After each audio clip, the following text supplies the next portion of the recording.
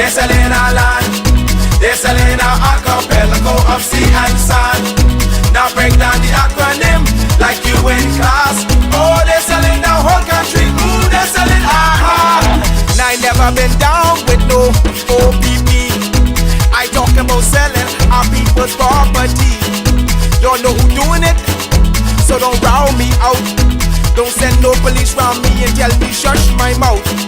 Where's our conviction? But where's our pride? We selling everything, selling our backside. Just go online, it'll make you sick. You can buy any island, just point and click. See, they're selling our country, yes, they're selling our land. They're selling our archipelago of sea and sand. Now break down the acronym like you in class. Oh, they're selling the whole country. Ooh, they're selling Ride him. My mother always say when you find a donkey, ride it. Come on. We got a whole nation in 73. Now we getting back the whole country. What kind of fools we must be, selling out for a bag of rice and a cup of tea. You know what does bug me? Help me understand. I can't find piece of property for under 80 grand, but I can fix this. I know what to do. I can squat just like them other people try make me do. See, they're selling our country, yes, they're selling our land. They're selling our archipelago of sea and sand. Now break down the acronym like you in class. Oh, they're selling the whole country. Ooh, they're selling They're selling our country. They're selling our land. They're selling our archipelago of sea and sand. Now break down the acronym like you in class. Oh, they're selling the whole country. Ooh, they're selling I get everybody sell some every day.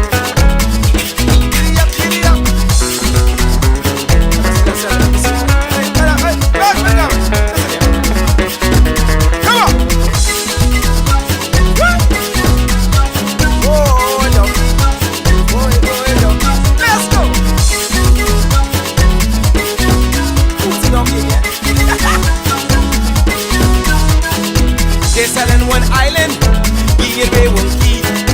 What can be left for you and me? Is this the example? What's our kids to do? You want them have a sense of pride, or go selling too? Cause they're selling our country, yes, they're selling our land. They're selling our archipelago of sea and sand. Now break down the acronym like you in class. Oh, they're selling the whole country. Ooh, they're selling They're selling our country, yes, they're selling our land. They're selling our archipelago of sea and sand.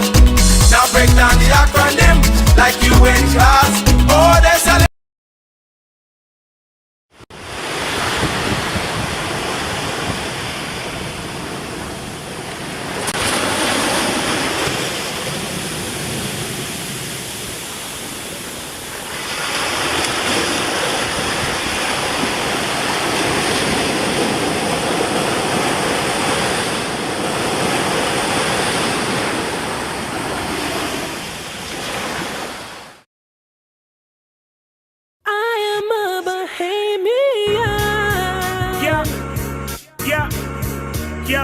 Yo, hey yo, we come a long way and we just begun. Come on, lift up the heads to the rising sun and just sing it out loud. I am a Bahamian. Come on, sing it out loud. I am a Bahamian. From the Bahamas to an outland islands in between. If you know you in love with the sign and cheer, come on, sing it out loud. I am a Bahamian. Come on, sing it out loud. I am a Bahamian. I am a Bahamian citizen, 242 resident, native son of the 8 Mile Rock settlement, highly intelligent, ladies and gentlemen. Let me introduce Papa Smurf in the element. Bahamian accent, smooth and so elegant. Use it in a rap song and make it sound eloquent. Any place other than this is irrelevant. Tropical paradise, beauty is evident. This goes out to the Bahamian government, leaders of the country, members of parliament. Each and every settlement needs some development. If you ain't encouraged, then this is encouragement. We are in a country that's healthy and prominent. Visitors visit season and they leave with astonishment, only to return again. I am very confident, I am sure as I is a Bahamian. Hey, yo, we come a long way and we just begun. Come on, lift up your heads to the rising sun and just sing it out loud. I am a Bahamian. Come on, sing it out loud. I am a Bahamian. From the Bahamas to an Grand Islands in between. If you know you in love with the sign and cheer, come on, sing it out loud. I am a Bahamian. Come on, sing it out loud. Yeah, I am a Bahamian. Welcome to Freeport, home of the element, where everybody's one, but we live in different settlements. Within these different settlements, we have different residents. If you just tune in, then go ahead and get settled in. People get homesick, Freeport is their medicine. Even Keisha Cole said this place gotta be heaven. Rest in peace to Wallace Grove, you gotta remember him. He's the one that found us, so in memory of him, I talk about my city like I'm on David Letterman. Ghana will be built off, that ain't no skeleton. July 10th, we celebrate our independence. That's when my city lights up, thanks to Thomas Edison. I ain't talking politics, homie, that's irrelevant. I've been here for 21 years, I'm a veteran, so even if I need to go overseas.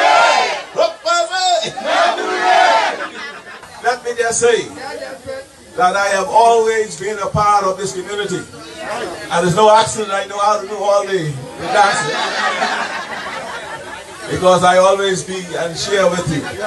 Because you are me and I am you. Yes, sir. And I'll be here with you always. And those who knew me from the past and know me now, they always knew that I was there and always been there for you. I don't call you all, no, you all are not Haitians, Bahamians. You are Bahamian, Yes. and your origin is Haitian.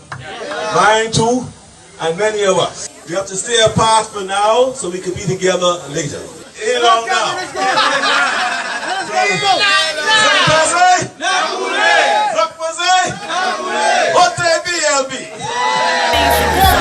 I gotta come back here eventually. We come a long way and we just begun. Come on, lift up your heads to the rising sun and just sing it out loud. I am a Bahamian. Come on, sing it out loud. I am a From the Bahamian. Bahamas to an Grand Islands in between. If you know you in love with the sign and cheer, come on, sing it out loud. I am a Bahamian. Come on, sing it out loud. I am a See, I was Bahamian. born in Freeport City. Tell you what that means to me. It means I'm proud of my ancestors. Yes, I'm proud of my country. Proud of where we are at present. Proud to where we could have been. We rose above emancipation. It was when we.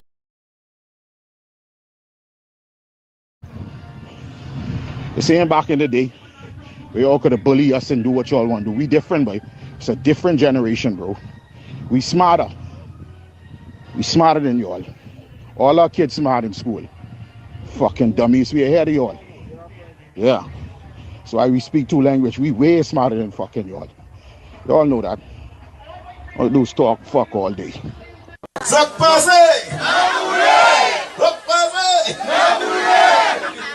Let me just say that I have always been a part of this community. And there's no accident I know how to do all the dancing. Because I always be and share with you. Because you are me and I am you. Yes, sir. And I'll be here with you always. And those who knew me from the past and know me now, they always knew that I was there and always been there for you. I don't call you all, no, you all are not Haitians, Bahamians. You are Bahamian, Yes. and your origin is Haitian. Mine too, and many of us. We have to stay apart for now so we can be together later. In long now.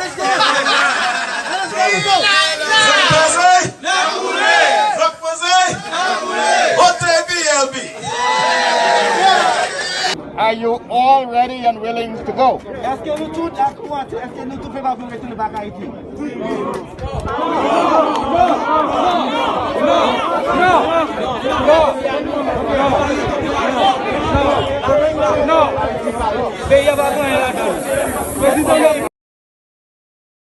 Are indeed the trendsetter for our future.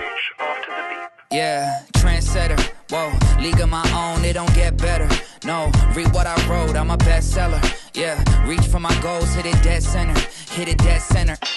Bullseye, hit it the most, is no misses. Something like fish in a barrel, it's no different. Blindfold on me, I still got the most vision. Trendsetter told them before, but they don't listen. Better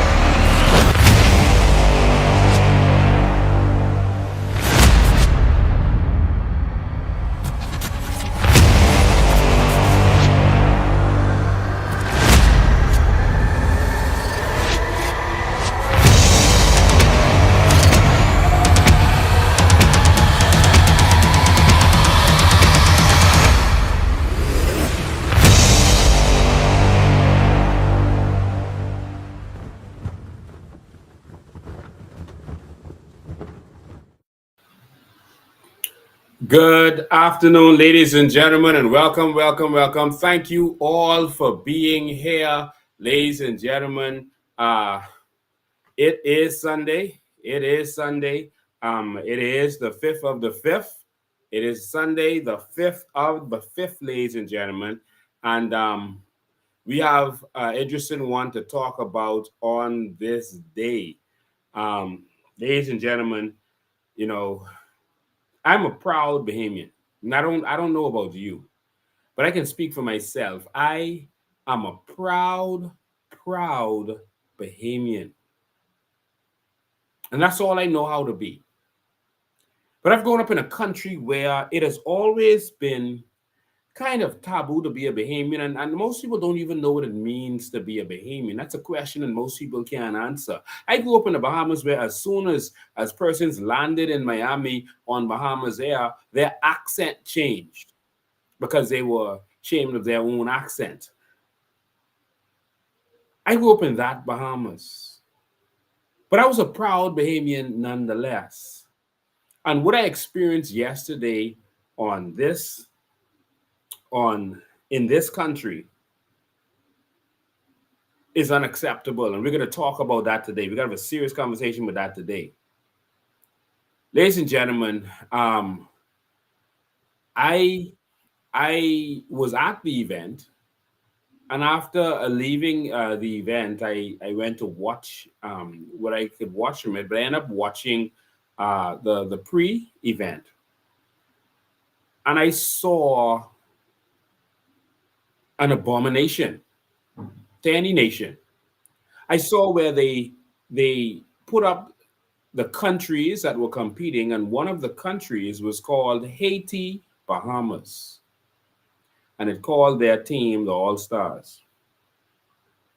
We gotta talk about that today because this is a serious one. This would be blasphemed if this were America or England or any other country. Heads would be rolling right now. If this were any other nation, that is a serious breach. In fact, that is an international incident. That's serious. That's very serious. We're going to talk about all that today, and I'm going to let you talk about it. I have a lot to say about this.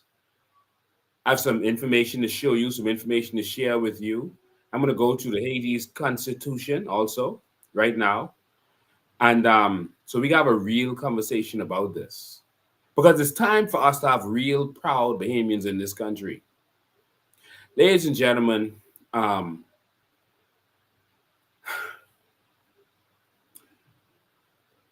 came out yesterday dressed up in all their beautiful regalia to represent for the Bahamas. And then to see something like that on the screen is blasphemous. Someone says, what if it's another country? I don't care what country it is. We are the Bahamas. And it's time for us to be proud of being Bahamians. It's time for us to be proud of our nation. And yes, we had a response from the Trey Ramming. The response is so trivial, I won't even waste the time reading it because it's not you who should be responding to us. You are not the minister. We did not elect you. You're not the minister and you're not the prime minister. And so for Latrey Ramming to respond from his personal Facebook page is totally egregious. It's more of an insult to the Bahamian people. He responded by saying, we something, something. It's an egregious insult to us. I've seen all manner of nonsense on your Facebook page, including you could ball your head if this don't happen or that can happen. That's your personal page. We're not interested in a response from you. You have no authority. You have no say. You are a yes man who just repeats and regurgitates whatever he is told to. The minister should have responded. That's the Minister of Youth, Sports and Culture, or the Minister of Tourism, or the Prime Minister himself should have responded. Then we saw, and so your response is an insult. We also saw more of an insult from the BAAA. I will read that one because that one is shocking and it actually makes it worse when you actually read what was actually said. But we're going to read all of that for you today because we need to have a serious conversation of all that. These people are getting crafty. All right? You know, like how they started, you know, putting. Remember how society started putting gay scenes in movies? Remember when they started doing that? They started putting the gay so that you could be desensitized to it and it could seem like a part of normal culture. So the same way they are starting to try to put these things so that you see news stories about someone who grew up in a shanty town, now they are a police corporal or sergeant or whatever. They're trying to desensitize you. But for many Bahamians, they have a problem with that because if your parents came here illegally, you took the spot of a Bahamian in a classroom, one, and of a Bahamian on the police force. Because there are a limited number of persons who can be on the police force in every call. And so I have no problem with other persons being in our country. But when we start to displace our own people, that's when we have a serious problem. All right. And so we're going to have a conversation about this today. You know, I want to say that, you know, the hate in this country needs to stop. I will be the first to say that. I know this may sound strange coming from me, but the hate in this country needs to stop. We got to stop. The only hate that is experienced in this country is hate against Bahamians. The only persons being discriminated against in this country are Bahamians. We are the only ones who are being pushed aside. We have persons who can do whatever they want and they are untouchable. But if Bahamians try to do the same thing, they are touched. You have persons who can sell without a permit on Cowpen Road, in the middle of the road. Sell whatever they want, however they want. But if a Bahamian tries to sell coconuts, coconut water, he will be dragged off the streets and hauled before the courts. You have people who can do whatever they want in this country. I don't have to go through everything. And they are untouchable. You have foreigners can come into this country and do whatever they want. The barefoot bandit, I mean, they didn't even slap him on the wrist. The prime minister said, oh, he didn't commit any crime in this country. So the video with him shooting gun at the police wasn't a crime. All right? Him illegally landing wasn't a crime.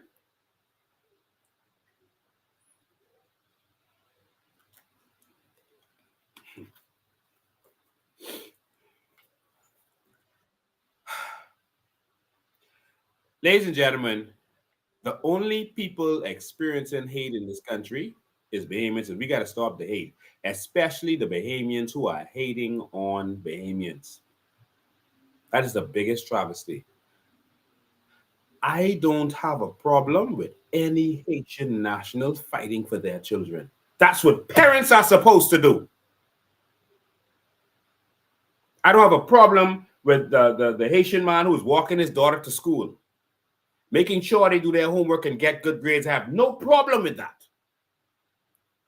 I have no problem with the Haitian national working in the hospital now, fighting for beds for their people. I have no problem with them fighting for blood for their people, making sure their people get the blood. And you all got to go call your family and tell them to come give blood. I have no problem with that. What I have a problem with is the Bahamians who would sit down and let that happen. That is what I have a problem with. Bahamians who would not fight for their children. That is the problem. A man who would fight for his children is respectable. He's honorable. Don't care who he is. But the man who would let his children's bread be taken away by someone else or someone else's children, that is not respectable. That is not honorable.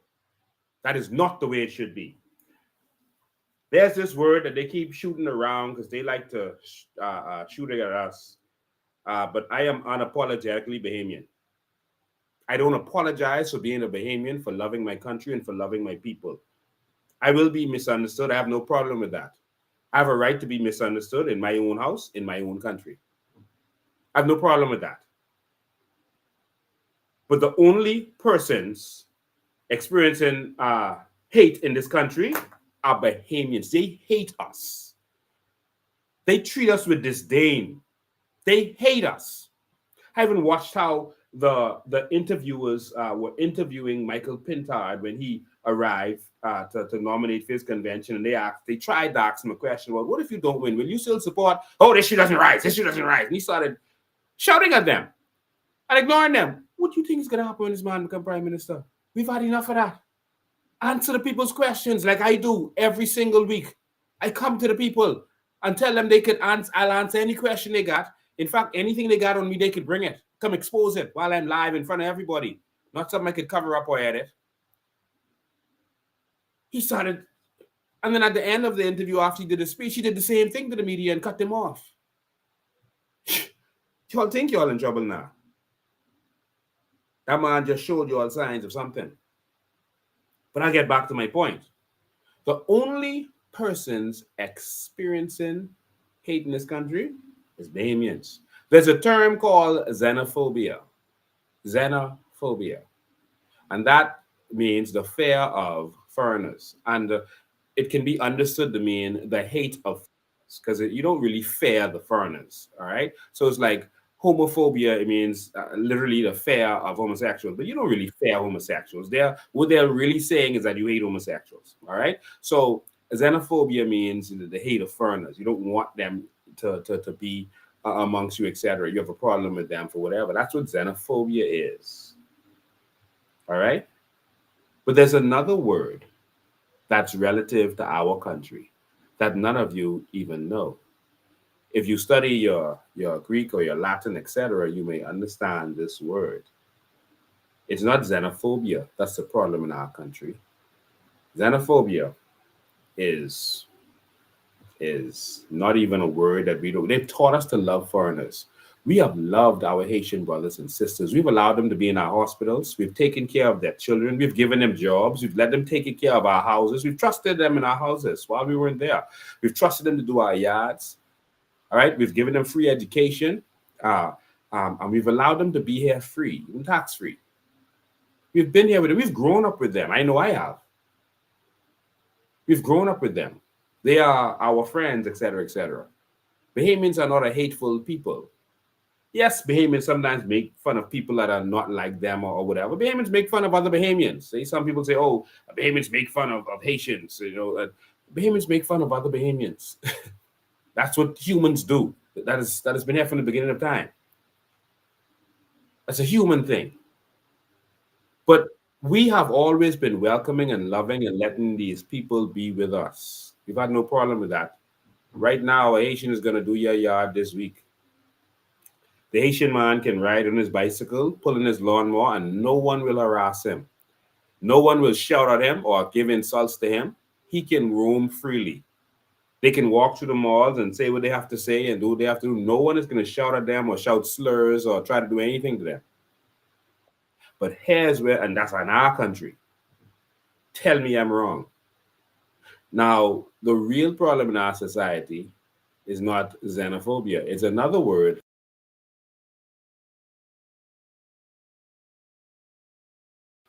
It's a serious word. That's the word you just saw on the screen.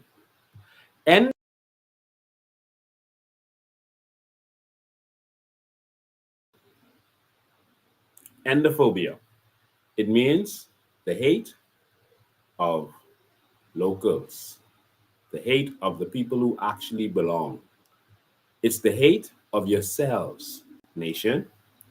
Endophobia is a term used to describe the fear or aversion towards one's own culture, community, or environment.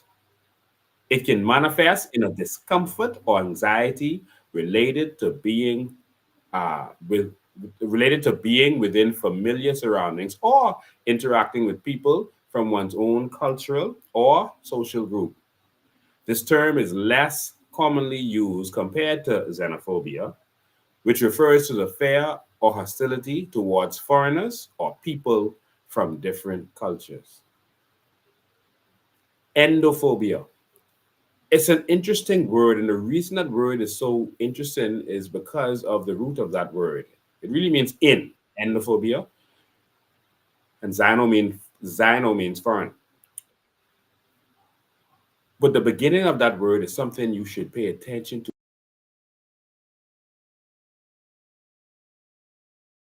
Yeah, sorry, I know I keep saying foreigner. Endophobia. Endophobia. It means it's the beginning of the end.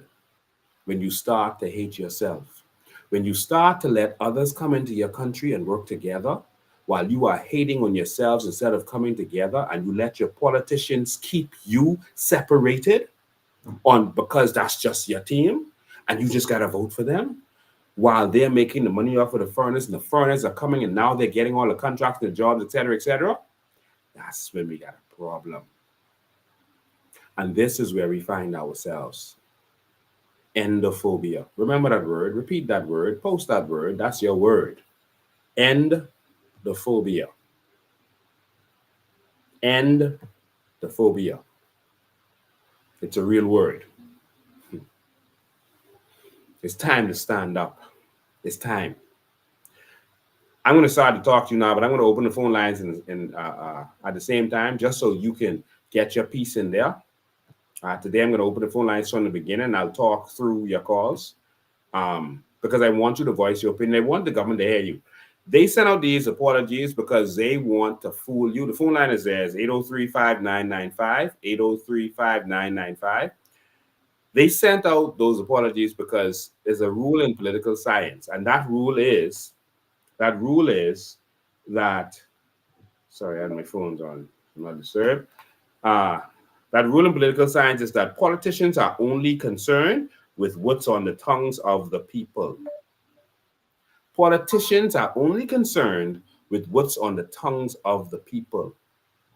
And so, you see, everyone was talking about it. So what they did, they started trying to cover up. But what they do is they test you.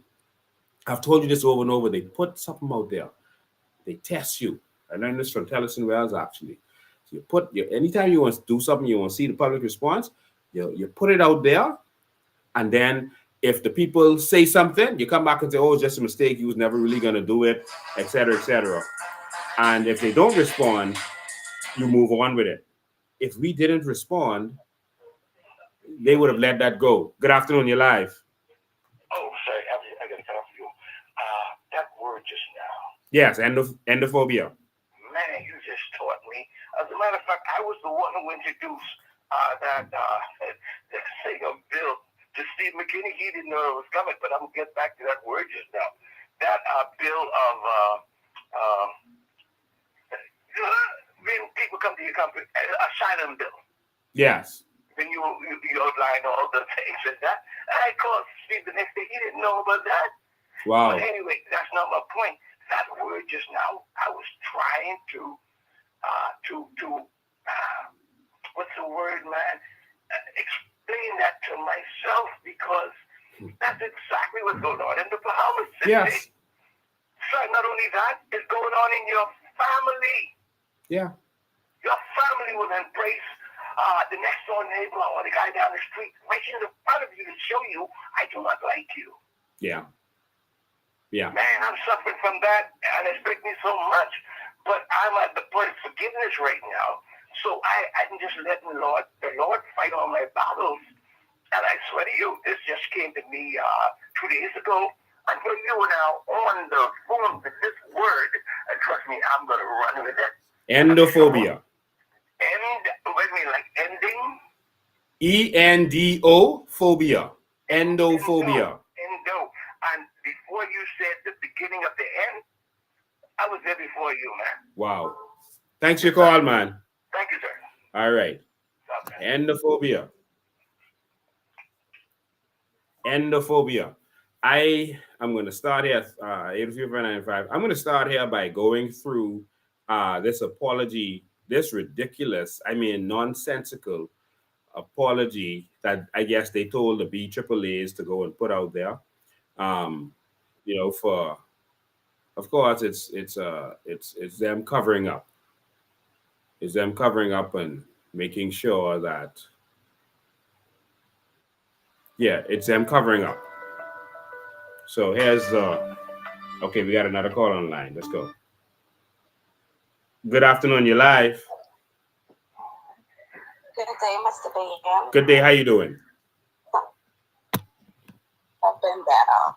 Wow. You touched briefly on endophobia and parents fighting for their children. Yes.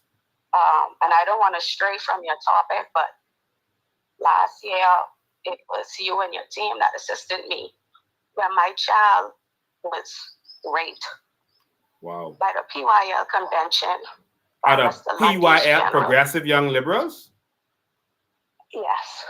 Wow. By Mr. Lundy's general. Okay. Wow. And it's almost been a year, and I haven't gotten any resolve.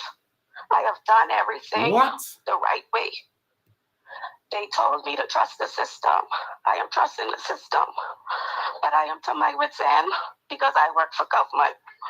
And I am permitted to get the job done every day. And I do my job to the best of my ability. But who is protecting me? Who is fighting for me? You work for government?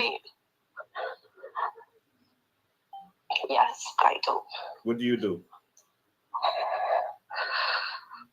I am a police officer. And my son, my child, was raped. And nobody wants to give me answers. Nobody wants to.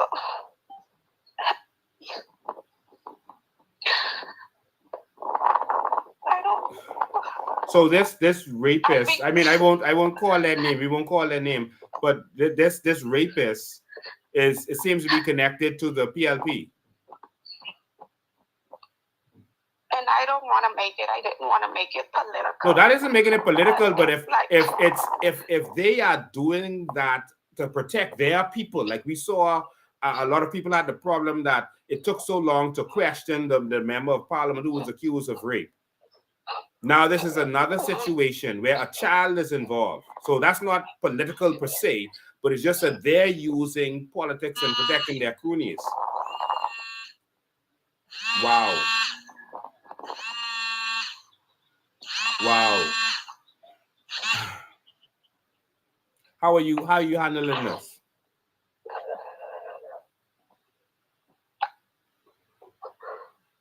Oh my God.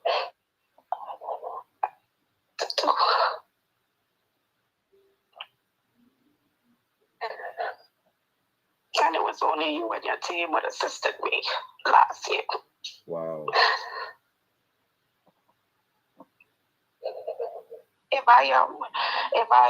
If I exhaust my sick leave, they dig into my salary. I don't know what else to do. And I am waiting, and I am waiting, and I am waiting, but this person is walking around free to do whatever. Walking and around? I need to understand that they on bail. Oh my God. So your son was raped at the Progressive Young Liberals Convention. You are a police officer. I remember the case.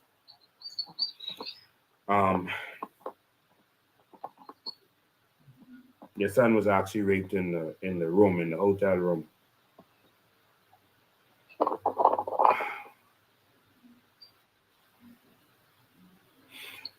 I asked the CDU to deal with the matter. CDU didn't deal with the matter. Island officers to deal with it. When I never know that island, that's why CDU is there. I am so frustrated. I can't even work because it's unbearable at this point. Social services won't assist me. Wow. And I don't know what else to do. It's like everyone trying to play God in your life and nobody wants to stand up for what is right. If a demon is in your camp, expose them. If you try to cover it up, you're just as bad as them. And it's too long. Everybody in this country probably could talk about how they were molested, how ill things happened to them when they were children. Who are protecting the children? When you have these pedophiles who are comfortable once they get underneath a certain umbrella, once they get under the church umbrella, once they get under the political umbrella, they are free to do whatever, and nobody stands up for what is right. When you're dealing with humans, humans will fail. But when you cover it up, when you put party, when you put the church, your affiliation with whoever over what is right, then you are creating a problem. It's sad that 90% of Bahamians could tell you an adverse story about how they were molested or how they were abused as children. Who are protecting the children? And then you demand that I go out here and get the job done when I can't even protect my own. You know how that feels. I am out here protecting everyone, my own. And all they telling me is trust the system. Wow. If it was me, they would have handcuffed me. They would have thrown me in the back of the bus. Who is going to help me? Wow. Like I tell you that, oh my God. Sounds like the person hung up. I am so tired of seeing Bahamians hurting and abused in this country. I don't know what else Bahamians got to see. They hate us.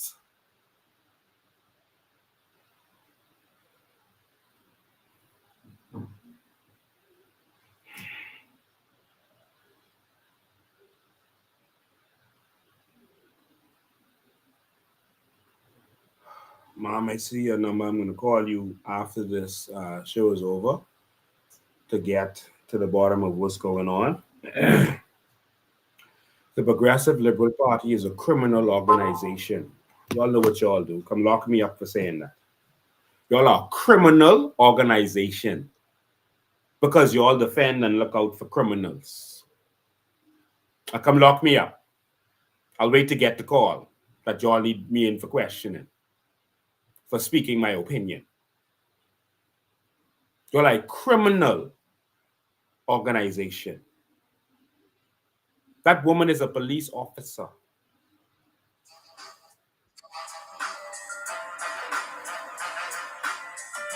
Two of the phones ringing at the same time. I can take one at a time. Good afternoon, you're live. Hi, good evening, Mr. Bain. This is Charlotte Green. Yes. I just was listening to the caller, and that was very devastating. I don't know if she's still listening, but hopefully she can call back privately after the live, and I guess we can see how we can assist, because this is a child, and it takes a village to raise a child. And we as Bahamians, parents, we need to stop brushing things under the rug as it relates to our children. Our seniors and our children in this country must be protected at all costs. Okay? They must be protected at all costs. And it seems like our chief security leadership has not only failed her, but has failed the entire nation. And they should not be allowed to wear our badge of honor, to be able to sit in our uniform, to sit in offices, and to be able to drive around in vehicle. The biggest sacrifice you can have and do is to lay down your life for your people and to protect them at all costs. There are no honorable leaders in this country. The commissioner of police has failed this nation. Our country is experiencing a national security risk. They are taking the lives and the future of this country for a joke. And Bahamians must stand up. We must stand up. If not for ourselves, do it for our children. But the disrespect they have launched against the Bahamian people has become unbearable and unacceptable. And I am sick and tired and sick of seeing the chatter on WhatsApp. We must move the chatter from these social media apps and take it to the doorstep of the House of Assembly. These men and women sitting in Parliament are rapists and robbers. They are thieves, they are animals, and they are dogs. And it is what it is. You gotta call them for what they are. They are demons. And you gotta call them into the light. They are demons. How can we be doing this to our children? We are coming for our country. And I am calling on all Bahamians to get yourself ready. The war is going to go down at those polls. We must watch those polls. We must stand up, get ourselves ready, register, vote, and man our polls. Unite and come together and stand up and fight for the only country. We must leave a sustainable country for our children. I hope the lady is still listening. I hope she calls back for the sake of her child. Because that child is suffering, as many children in this country are. Thank you for your call. Good afternoon, Mr. Bain. Thank you for your call. Oh, God.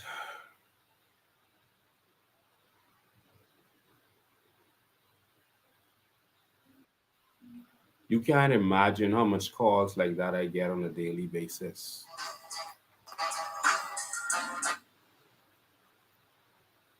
Good afternoon, you're live.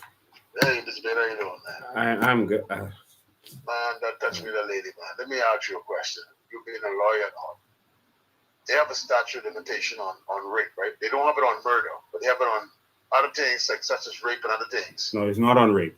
It's not on rape. Okay, Mm-hmm. That's good. This lady, I know she might not want to because of the sake of a child, but she needs to bring that public. She needs to bring that to the forefront. Because that's the only way something's going to happen.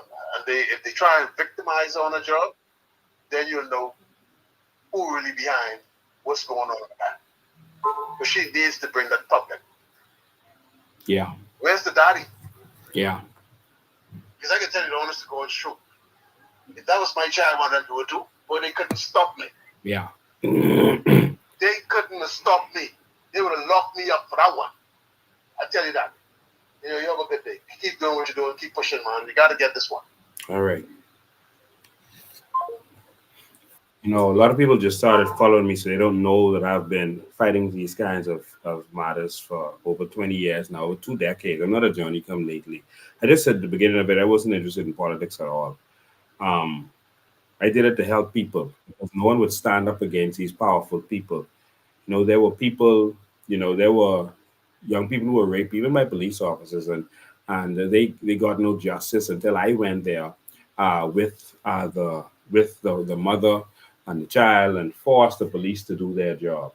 And they know they had to do it because I was on radio or TV, and they know that I would expose them if they didn't do something about it. But they weren't taking matters like these seriously during the early 2000s, etc. When I was fighting these kinds of cases.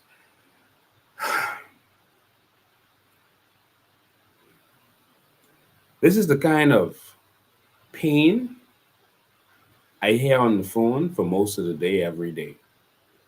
This woman's case is not an isolated case. It only eventually gets some traction when it's exposed. That's why I told you politics are only concerned what's on the tongues of the people. They're concerned. If they see you watch the live, they could do something like when they locked up Maria. They let out so quick. Why? Because they saw all of you. They saw 20-something thousand people watching the live. So they were like, hold on, there's a problem. Let's hurry up, do something about this. If they see something is going out there, they're afraid. Politicians are only afraid of political action. And I said this to some activists recently. They said, okay, we wanna do this, we wanna do that. Listen. Politicians are only moved by political threats. That's why when I go to an island and I expose what's going on there, they come running because it's a political threat. And I've said this to persons who are even speaking up for some things now in recent times. They're like, no, we have to pretend that we're not interested in the politics and just talk about these, these stuff, and then later just come bring up the politics. I said, no, that sounds like we march.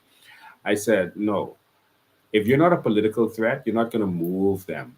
Finland and those started moving the UBP and forcing their hand because they were a political threat.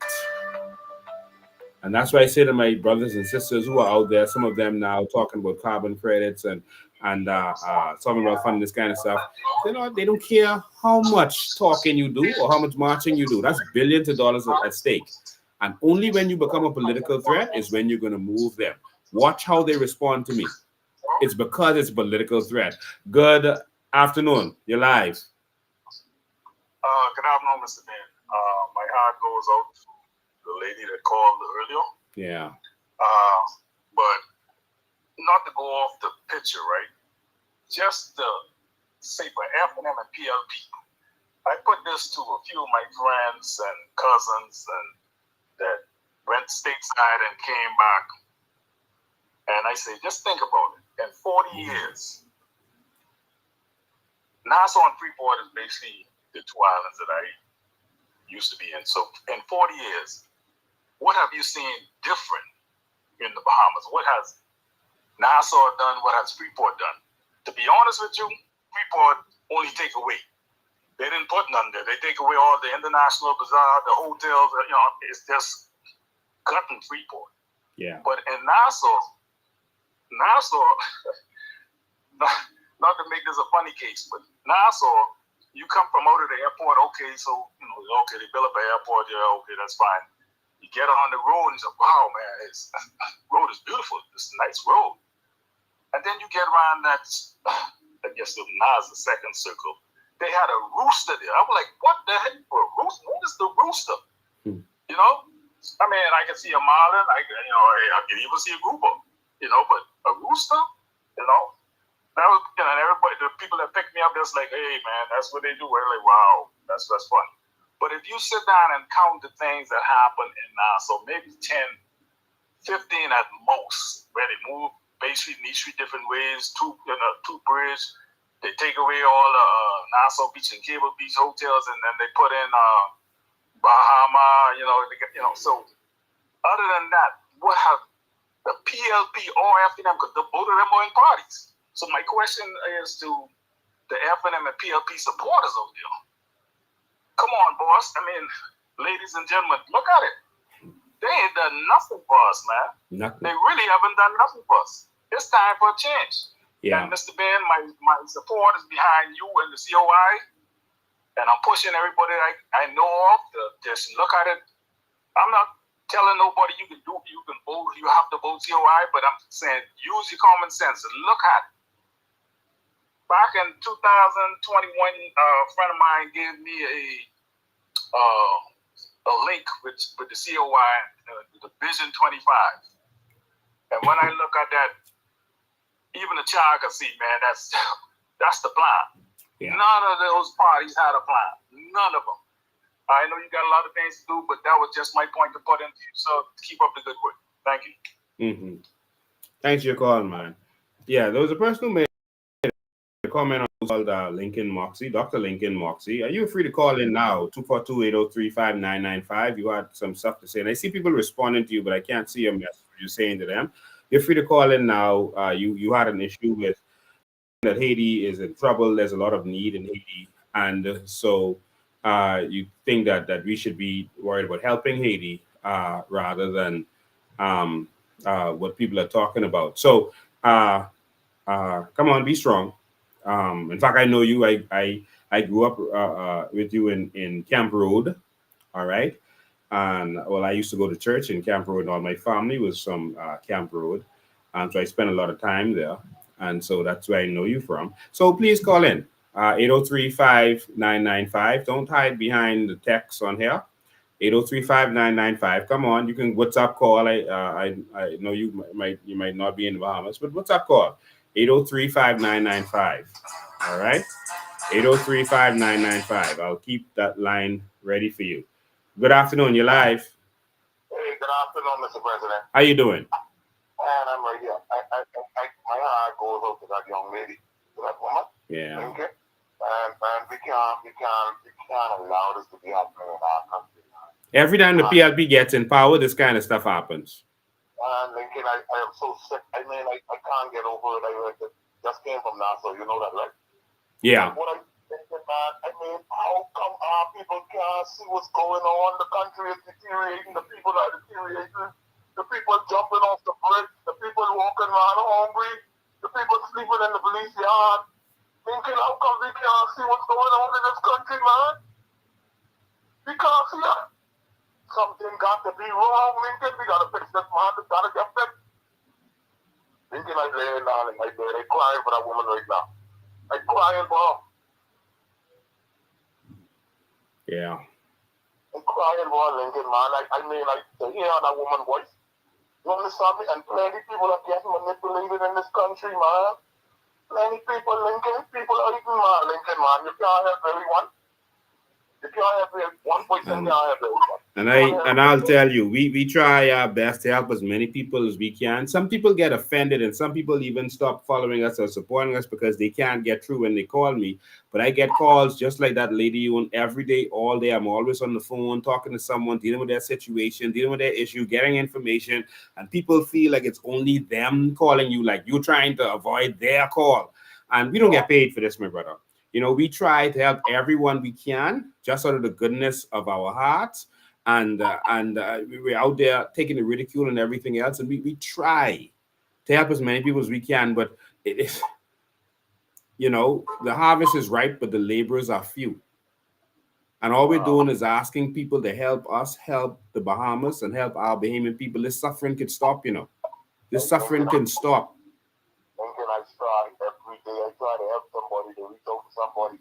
I went to Nassau, and I can tell you the truth, thinking I had no money, but I gave out almost $2,000 out of my pocket, thinking, and I don't have it. I don't have it. If you see my living conditions and how I am living right now, thinking I still just try to go to help people, because, I mean, people doing worse than me, Lincoln. Lincoln, these people hurting, man. These people hurting, like talking about you got people on the red light, all about begging. People eating out the garbage bin. Out the garbage bin. No, I should not one I should. If you tell me one I should, eating out the garbage bin, I will give you my paycheck until I die. Wow. Not one I should eating out the garbage bin. Not one on the road begging. Not one. But my people on the road begging. Right. And they coming up against us. Man, how stupid we can be, man. How long we can be this stupid? Huh? How could we be so stupid? A man got 10 cards and you can't. Yeah. You got 10 cards. You 10 more and you won't got that. All right, my brother, I got to go. I got to get back on our topic. Thanks for your call, man. I got to read these stuff. You know, it hurts me sometimes, you know, when people call me or text me and say, oh, you didn't answer my text, or you blue ticked me, or something like that. And they don't know the amount of pain it is out there, and the amount of effort we put in on a daily basis to try to help so much people in any way we can. And people don't understand. People don't understand. But I only got 24 hours in a day. I can't stay awake for all of them. I stay awake for most of them, but I only so much time in a day. We're asking for your help. We got to change this country. This country is bottoming out. These idiots have been running this country. You mean to tell me, you simple as the word relays, you couldn't get that right on the screen? You couldn't get that right with the teams? You had to insult the whole entire nation and create an international incident? But we're going to get back to that in a second. All right? So, as you can see, Lincoln Moxie was texting, but he's afraid to call.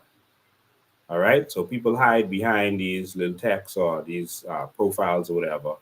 But I'm here. You can call, and I can answer any question that you have. All right? It's my namesake. Call.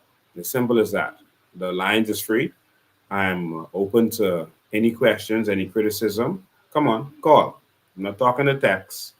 Call. Let's hear what you have to say. All right? Defend your thesis. I can defend my thesis. All right? I'm very educated. All right? There's a lot that you don't know about me. I can defend my thesis. Let's see if you can defend yours. And this is why I go live every single week and open up myself to whatever I'm saying. Where's Lincoln Moxie? Or you just want to post stuff on? You want to be able to Google what you say first before you type it in? No. Call on the phone. I won't Google. I can't Google. Call and let's say what we have to say. All right. So, we have to defend our children. We have to defend our children. We have to. Okay. We got a call coming in. All right. Good day, you're live. All right, blessed good evening, Mr. Bean. How are you? Awesome, man. Good. Oh, man, I am overwhelmed with emotion right now. First, the topic that you came on with, us sharing our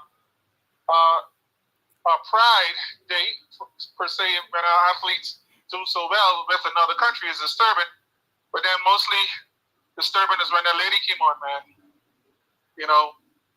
Any decent leader listening to that right now, political opponent or not, should have touched anybody hard that listened to that.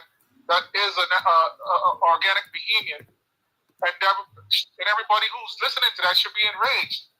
The whole Bahamas who could have heard that lady's voice and the pain in her voice should be enraged, and nobody on the PLP or F&M side is enraged about it. And this angers me, man. And I want to ask the people, when is enough going to be enough, and when we are going to get angry enough to get rid of these people, man? Oh, man. Yeah, I'm on the road here in New Mexico listening to that, and it just was very, very disturbing. So, yeah. That's just my piece, Mr. Bean. You have a great night. Keep up the good work. Yeah. Thank you, man. All right. I'm going to get back to what we were talking about. To the Progressive Liberal Party, they didn't do anything last year. I'm starting to remember that situation until we started to expose what was going on, because that person was connected to a member of parliament, apparently. And so it was until we exposed it that they finally went and arrested the person, apparently. And similar like what happened with Kirk Cornish, we fought and we exposed it. We said we had to say, and it wasn't until we pushed this thing really overboard and it became a political threat that they decided that they were going to arrest him. It is very curious, not criticizing the court, but I have a right to my opinion based on what I see as a citizen. Just my opinion. I'm not saying the court has to do anything or they should have done anything, but listen, if you have 9 jurors and you have reserves, all right? You have reserve jurors, so that if a juror dies or gets sick, etc., you replace them with another juror. If you found out that Pintard was closely connected to one of the jurors, then you replace that juror with the reserve and keep going. I think that would make more sense. All right? So again, it's not to criticize the courts. I'm just wondering why that would not have been the case. You have jurors and you have reserves. If Pintard did what he, that's what Pintard normally does. He always gets up into something. If Pintard is connected to one of the jurors, move that juror, replace them, keep going. Doesn't that make sense? Or that's too much for our average leaders in this country? It kind of reminds me of the case with, remember Pleasant Bridgewater? PLP again. It was with John Travolta case with Pleasant Bridgewater. And it was a mistrial. And you know what? John Travolta said, you know what? I'm not coming back to the Bahamas. That's it. Forget the Bahamas. I'm gone. So it's really to frustrate. All right. So, well, I guess they're going to start over from scratch. And, but I just don't understand why. Let's get back to what we were talking about. Lord Jesus, give that woman strength. Give that woman strength. Give that woman strength. I will say something like a whole lot. All right. So, all right, hold the calls for a minute. Let me get some stuff for there to you, and then we'll continue with the calls after that. All right. First, Latrey Raming sent out some nonsense. I don't even know why he would do that. That's disrespectful. All right. But here, what you're looking at is from the BAAAs. The BAAAs sent out something. Trying to make it big so y'all can see the whole thing. This is from the BAAAs. They did some damage control. I guess they said basically the same thing that the trade said. Oh, it's not the government. It ain't the government. Of course, they're trying to protect the government. All right, which is what you do in damage control. But it is because there's a minister responsible. Minister responsible. Minister responsible. You hear that? Minister responsible. Let's keep going. It says, dear friends of track and field, the Federation has been informed of an unfortunate human error. Human error? They plan these events years in advance. They plan these events to a T. That's not a human error. No human error did that. But we'll get to that in a minute. There was a human error in which a team competing in what is seen as an international event was identified as a Haitian Bahamas All-Star team. Sorry, Haiti Bahamas All-Star team. This race was run at the pre-game show of the BTC World Athletics Relays Bahamas 24, a show designed to create a legacy for our sports by integrating our young kids into the world-class track and field competition. It is an event intended to inspire athletes as young as 7 or up to 20. Okay, get to the point. This engagement of athletes was extended to clubs, high schools, and athletes with disabilities with the added component of the top 3 countries from Carifta Games who competed in the under-20 girls and boys division and the 4x100 and mixed relays. The Haiti team was invited to compete at the pre-game show. However, they could not attend. Okay, you invited them, they couldn't attend. Next. Okay, you invited them, but they couldn't attend. As a result, a club requested that members of his club make up a team to represent Haiti. Say what now? So y'all let a club tell y'all they can make a Haiti team, a Bahamian club. Okay, this sound contrived, but let's go. This expression of interest was based on the club having sufficient athletes of Haitian descent. All right? So not Haitians. I guess y'all mean Bahamians of Haitian descent. All right? So, but instead of saying again in your letter, Bahamians of Haitian descent, y'all again disrespect Bahamians. Y'all even put the word Bahamian there because obviously y'all are saying these are Bahamians who parents or grandparents or whatever are Haitian or of Haitian descent. But again, no need to put Bahamas in there or Bahamian in there. The Bahamians ain't worth nothing to y'all. So let's continue. It says at all times the Federation was aware of this request and approved this request under the following conditions. Okay. 1, that the athletes be of Haitian nationality. Hold on. Are they Bahamian or Haitian? Y'all got to make up your mind with that. So they must be of Haitian nationality. So what are they? That the athletes must be of Haitian nationality. I thought it was Haitian descent. So now they have Haitian nationality. Next, the team seek sanctioning from the Haitian Athletic Federation to be represented under the Haitian flag. Oh, so y'all was taking Bahamian children of Haitian descent and going to represent them under the Haitian flag in our country. So this was a whole plot that the Federation put together.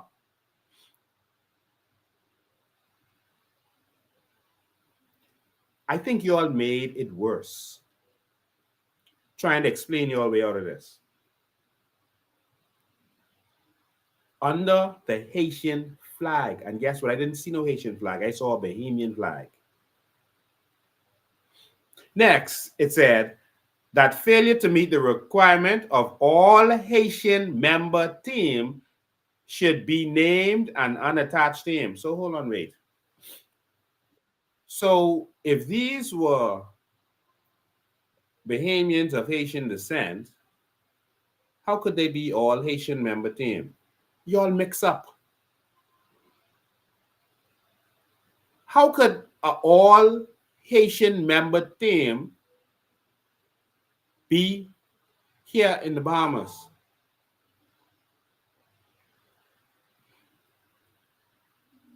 This isn't making sense. Y'all plot this whole big conspiracy hoping we wouldn't notice or people would find it cute. Y'all put this together. So this isn't just a slip up or some mistake or human error. Y'all planned this.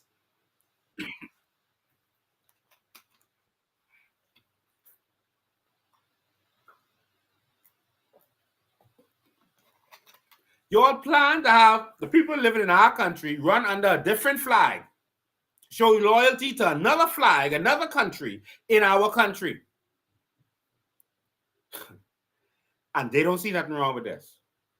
And nothing from the minister. Nothing.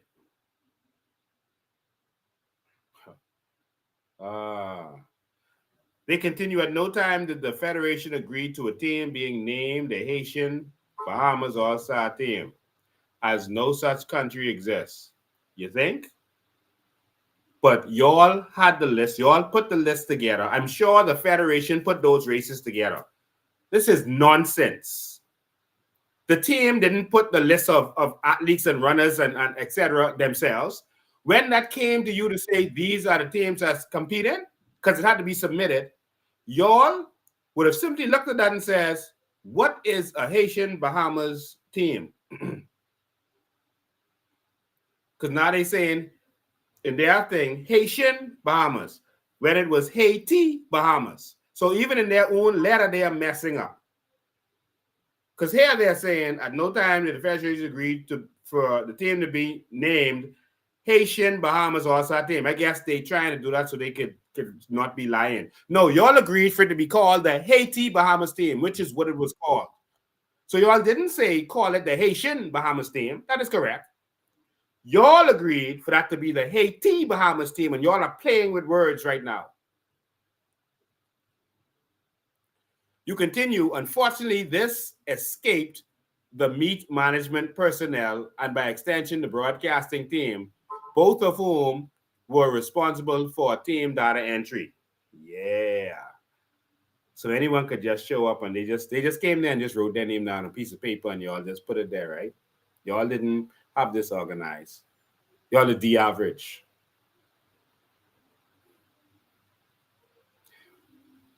When these meets go well, the government takes the credit. Look and see what we did. But when something go bad, no, it wasn't us. So no. Someone down there, there's them.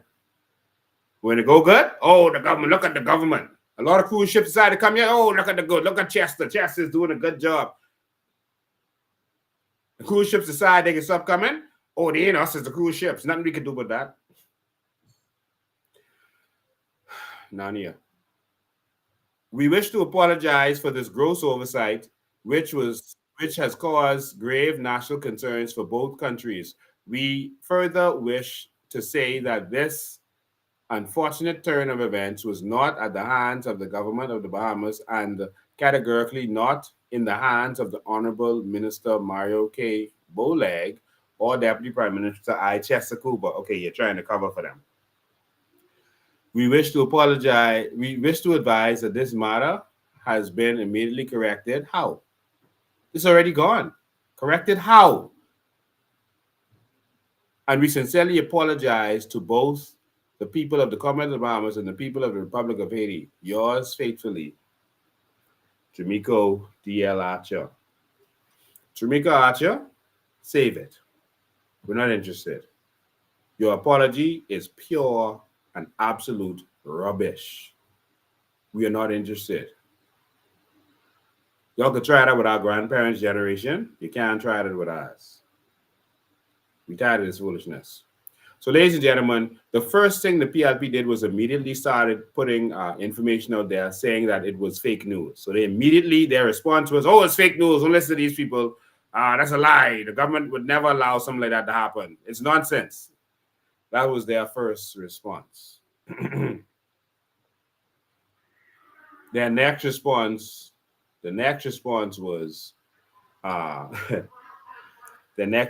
was to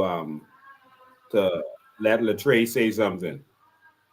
So after Latre said something, oh, that wasn't good enough. Let the BAAA say something. But definitely don't let the minister or anyone say it, because then that's like saying that the minister did something wrong. Oh my God. This is definitely the comment of Narnia. I want you to look at, because I thought I had downloaded it. Let's go to the screen. Let's see where this is. Okay. Let's go back. We're gonna look at this race and the language that was being spoken during this race and what was actually being said and what actually went down. It's probably around here somewhere. Let me see if this is it. What's the race before? Yeah. So, ladies and gentlemen, this is the race here. Turn up the volume for you. This is the race here. You can't see the whole thing. This right here is the Haiti Bahamas All-Star. The Haiti Bahamas All-Star. And so they introduced the Bahamian team, which is Bridgewater, Adley, Neely, and Roberts. Way to go. LeBron, they will meet. They will meet in various divisions. And so this is. They will have themselves a wonderful time. And I've covered countless games. The same athletes.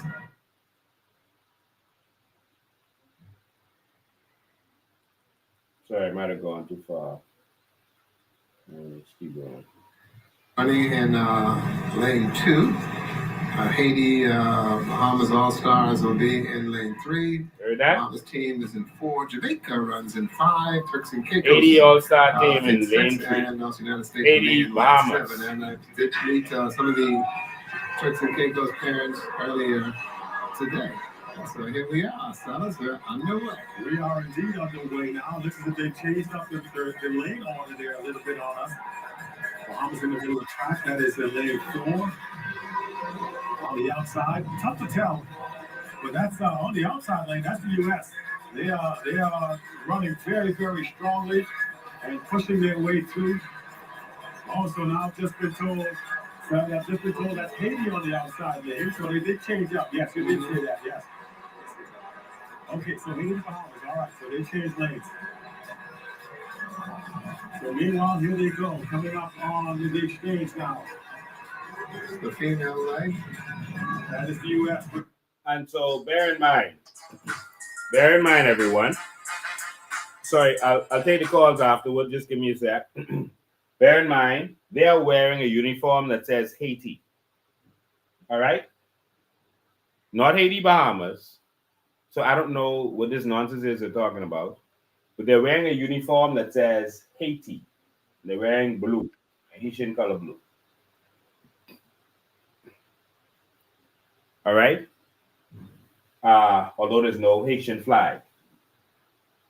The only flag that appeared was our flag next to their name in the graphics. The handoff. The exchange. Bahamas in second. The United States followed by the Bahamas. And now the Bahamas making a move. Cowbells are ringing loudly. And now they'll go into the inside. The cut-in point, Bahamas in first place. The United States in second at the moment. Trinidad and Tobago, they've crept into third. Trinidad and Tobago made a move. Very nice. And now you can tell the crowd's around. Right here comes the noise level. Well, we're starting to hear those horns. And bear in mind, these uniforms had to be printed. So they knew exactly what they were doing. These uniforms were printed with logo, advertisement, whatever you want on that. They knew in advance. It was no human error. They knew exactly what was going on.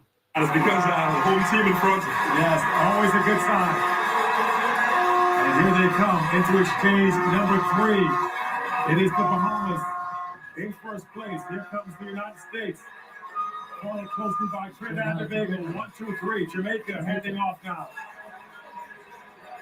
Those are your top 4 teams. Excellent handoff from the Bahamians/Haitians. Now Trinidad making a move on the U.S. coming. He just said, excellent handoff from the Bahamians/Haitians. You heard that? That's what he just said. Let me rewind that in case you weren't paying attention. Now, watch this. Listen carefully. Those are your top 4 teams. Excellent handoff from the Bahamians/Haitians. Now Trinidad making a move on the U.S. coming from the Bahamians/Haitians. Excellent handoff. Now, this is the people in last place, you know. They're in last place. And he just had to say something about them. Because it's clear their idea was to promote them. They weren't coming. They found a way to put their names on this. Yeah, y'all heard it? Excellent handoff from the people in last place. The Bahamians/Haitians. He said Haitians by mistake. Y'all need to wake up and see what's going on. Up on the outside, and Trinidad has actually ran a guy in this third leg. Yeah. Perhaps trying to make their move in this way.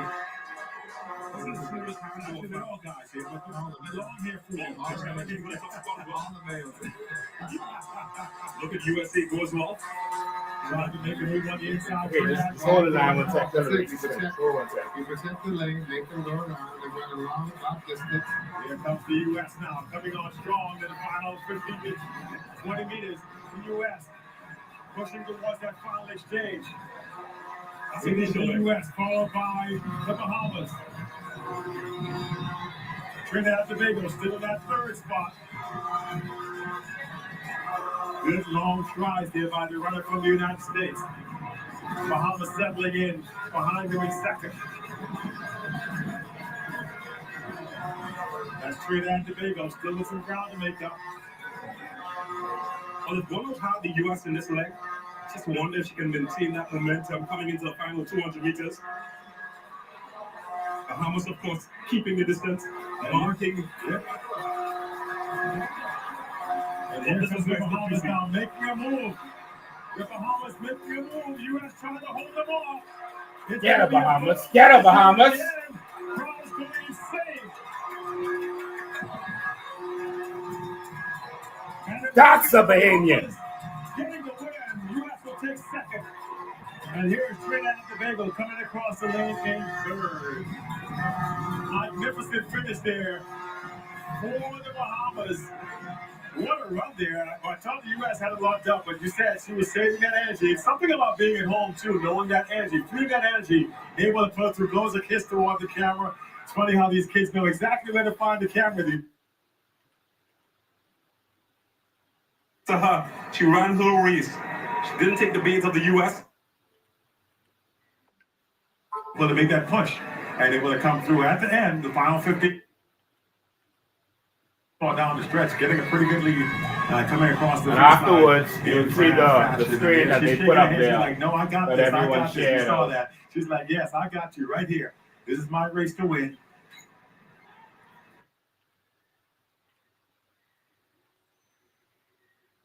Now underway here in our pre-show event. We have HAITI, the Bahamas All-Star. That's it. Wow. Okay, look at that. All right, so we leave that up there for you. So Let me just take the call if the person is still on here. No, I think they're gone. Yeah, they're gone. So, ladies and gentlemen, did you hear carefully? This was an intentional thing.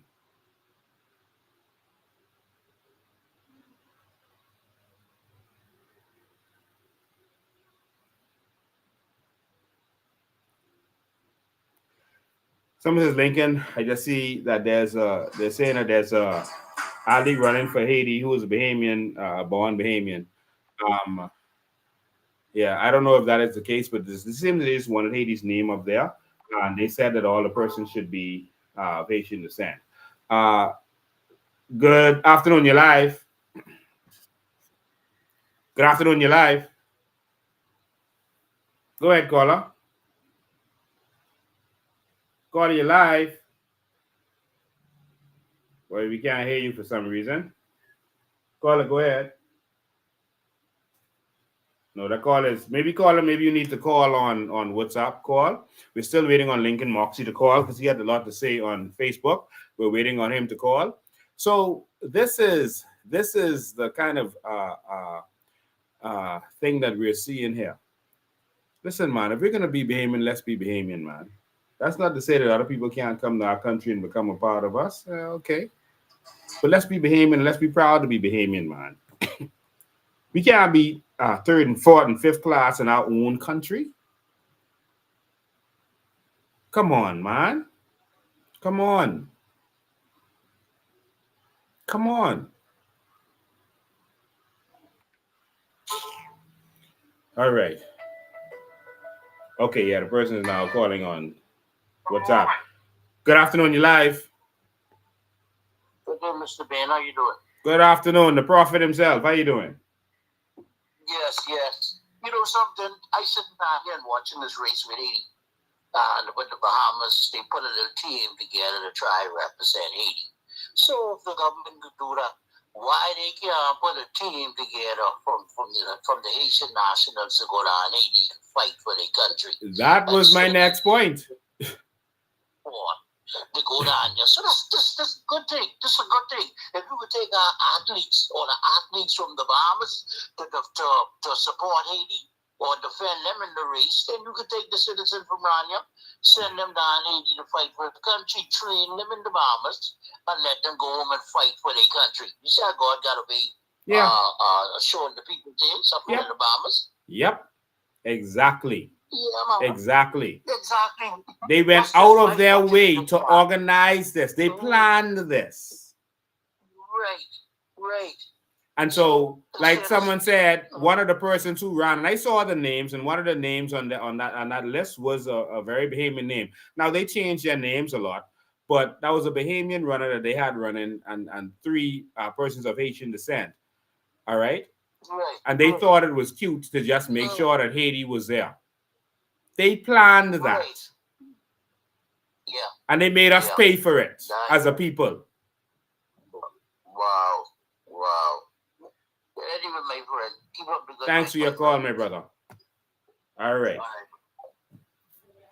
Let me say something to Lincoln Marks, who had made a comment about Haiti.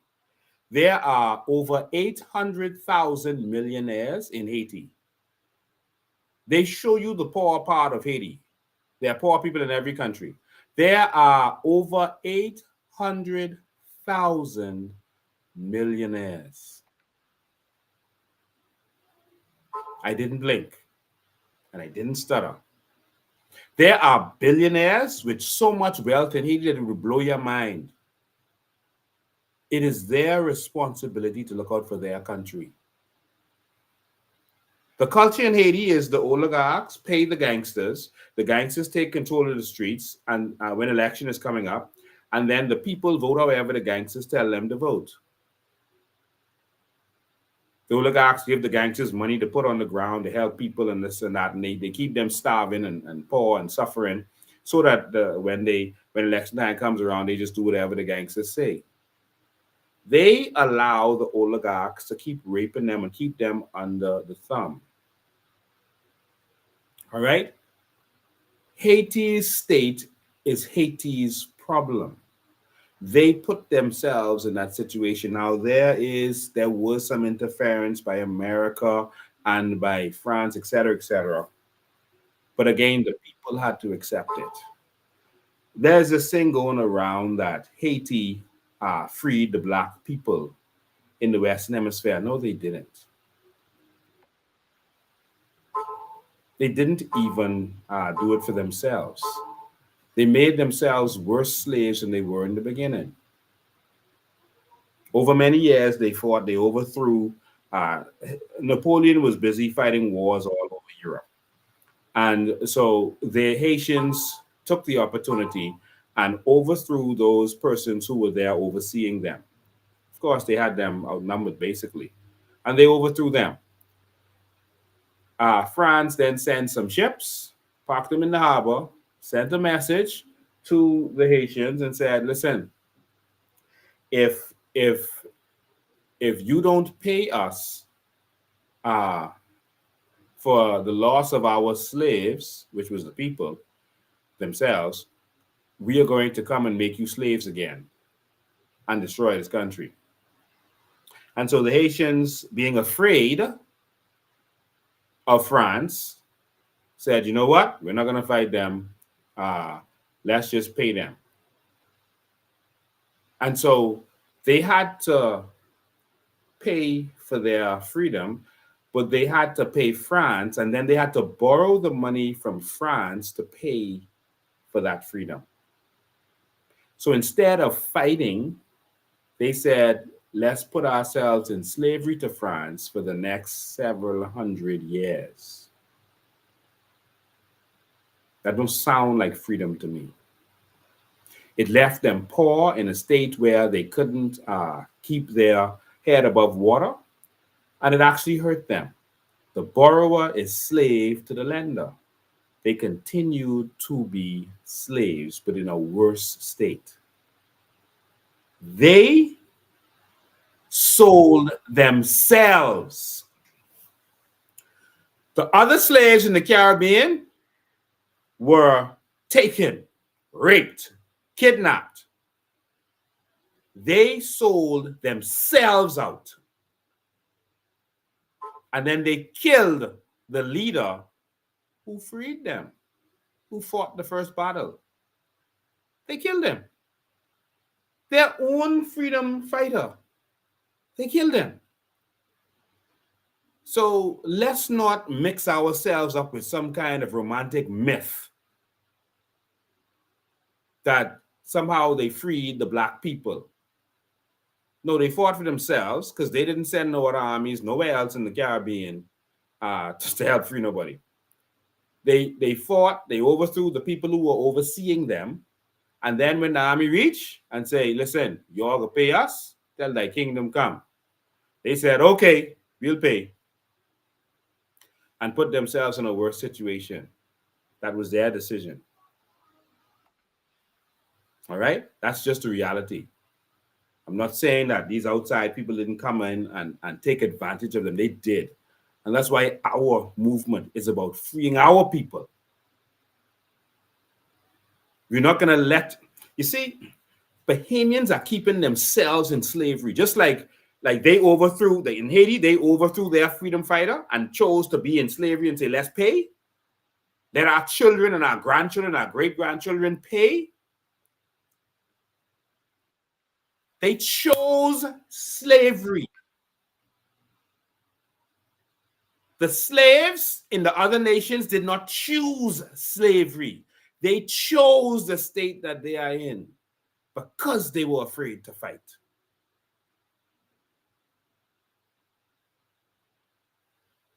That's the reality.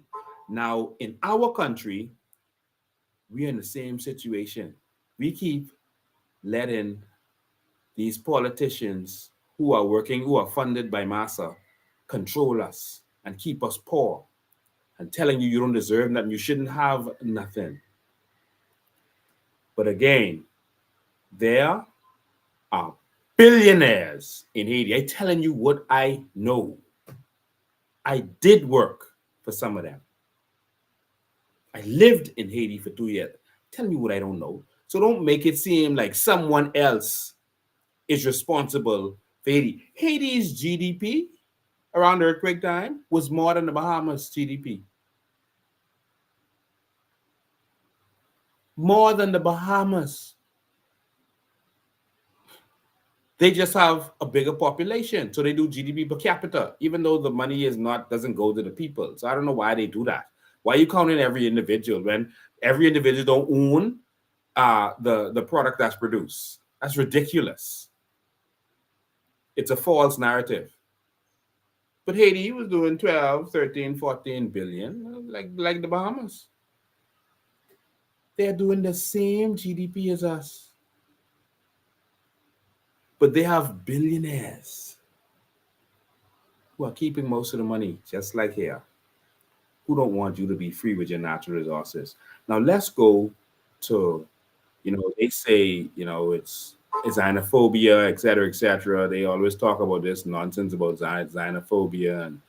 And it's so annoying when you try to tell people they have no right to protect their nation and protect their country and protect their interests. I really, really don't understand that. But I understand people feel like they don't deserve anything. So let's look at Haiti's constitution. I promise you I will do this. And then I'll open the phone lines again. Let's look at Haiti's constitution. Let's look at it. Just educating ourselves today. This is Haiti's constitution. All right. This is Haiti's constitution. It's right here. Make it big so you can see it. So Article 12 of the Constitution, I'm going to start there. It's very interesting. Look at that. All right, nice little Constitution. Look at this. It's Article 12 of the Constitution. All right.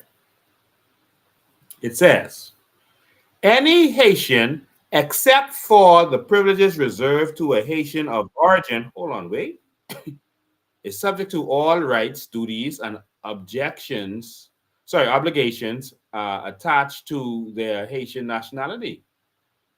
So hold on. As a Haitian, you have all the rights and duties and obligations attached to your nationalities, except you don't have the rights that's preserved for a Haitian of origin. Hold on. They have a problem when we say organic Bahamian. They have a problem when we're proud to be Bahamian. When we want to reserve something for ourselves, but the Haitian Constitution discriminates against their own Haitian people, not foreigners, Their own Haitian people. It says any Haitian, except for the privileges reserved to Haitians of origin, is subject to all the rights, duties, and obligations attached to their Haitian nationality. Wow. There are two classes of Haitian. There's a Haitian, and then there's a Haitian of origin. I mean, you're born there. You're a Haitian who was there. You never renounce your citizenship, and you are a Haitian of origin. You born there, and you have a right to be there. Wow. You have some reserved privileges over regular other Haitians. This is the Haitian Constitution. Let's keep going. This is where they abrogated all of these sections here. And we're going to mosey on down to section 18, right? Article 18. It says, Haitians shall be equal before the law. Oh, isn't that cute? All right? Listen to this now. Haitians shall be equal before the law, subject to the special advantages conferred on native-born Haitians who have never renounced their nationality. Will Jesus, Lord? Hold on. You trying to tell me Haiti discriminates against Haitians? Haiti is xenophobic against Haitians. But we must let our land be taken over. We must let our parliament be taken over. We must let our names and all of our rights be taken over when Haiti is protecting itself from Haitians. This is a sermon. This is a sermon. Let me read that again for you. Haitians shall be equal before the law, subject to the special privileges conferred on native-born Haitians. They have special privileges in the law. The ones who have never renounced their nationality. Jesus. They're not just protecting themselves against foreigners, you know. Because if you read that law, foreigners can't own land. All right? Foreigners can't run in their parliament. You can't be president, etc. But this ain't talking about foreigners. It's talking about Haitians. So don't tell me I am xenophobic for protecting this country for Bahamians.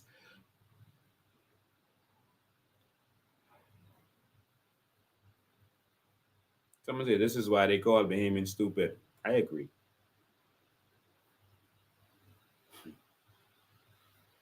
Yeah, this is their law. They put what treason is and all.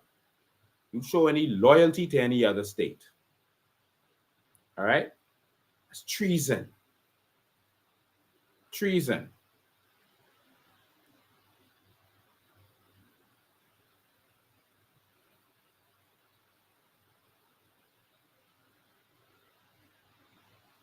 There's something else in here I want you to see. All right? That a Haitian cannot have their foreign citizenship, let it be prevalent over their Haitian citizenship. You see, I probably passed it. I was looking at comments to see them. I was looking at this.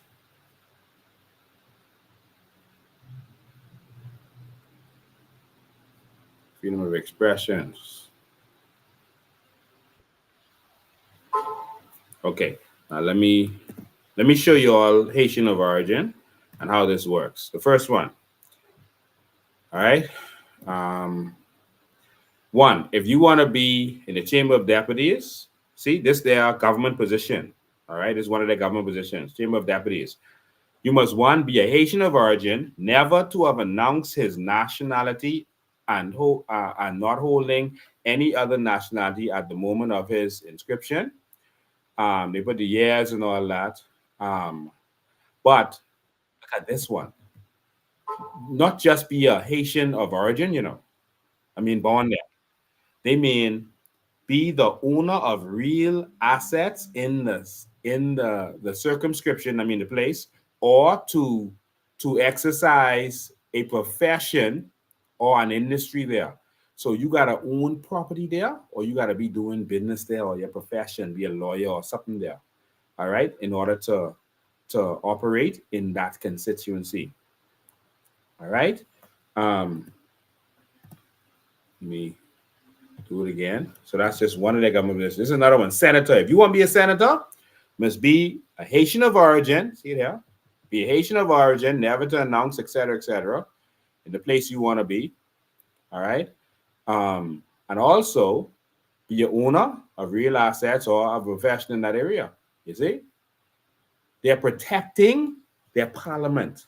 Ours is not protected. Someone could come to the Bahamas, become a paper Bahamian, and become prime minister like that in the Bahamas after 10, 15 years.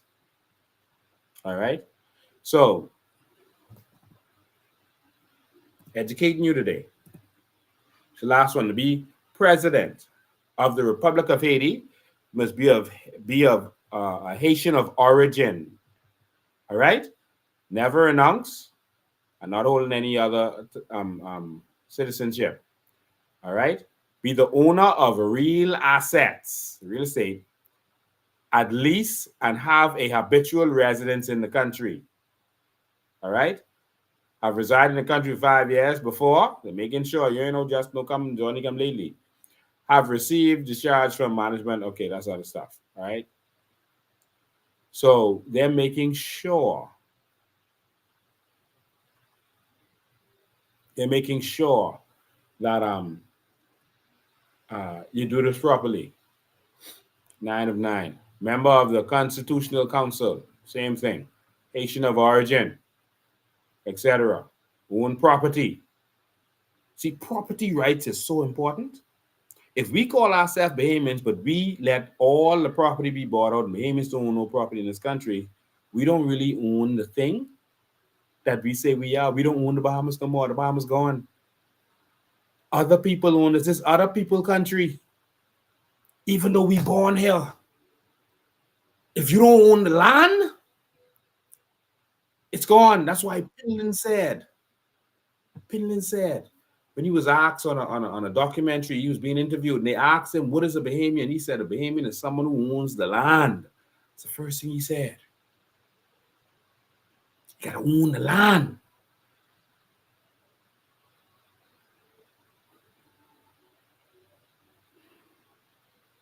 Y'all wake up, Bahamas. Y'all wake up. Before it's too late. Lines open again. Y'all could call 803-5995. Remember that word, endophobia.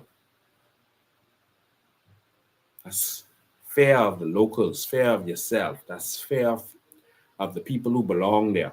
And that's how they treat us. Remember what Hubert Ingham said? Bahamians need not apply. That's endophobia. Endophobia. Bahamians that's how they treat us. Need not apply. Said, Bahamians need not apply. That's endophobia. Sorry, that's my volume coming up on this thing.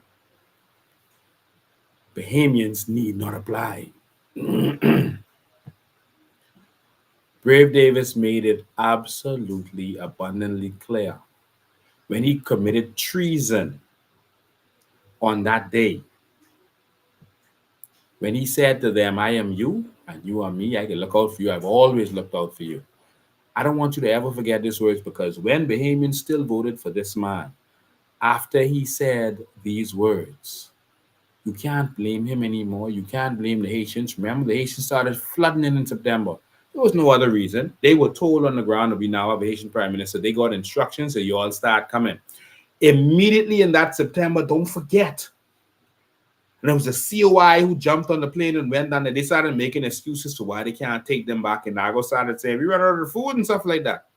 And we went down there and we shine a light on what was going on. And they had to get some of those people out of there. But then other people, they let these people go into society. Let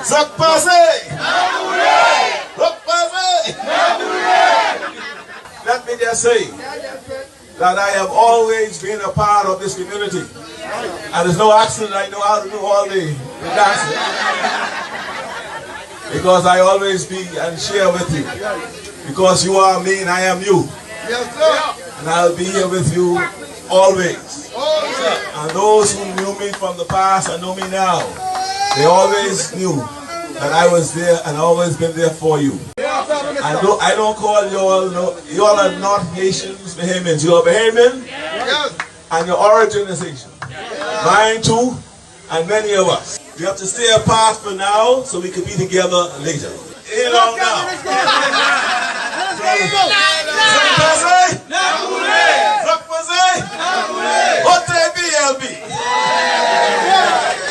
Are you all ready and willing to go? Est-ce que nous tous préparons pour retourner back à Haïti?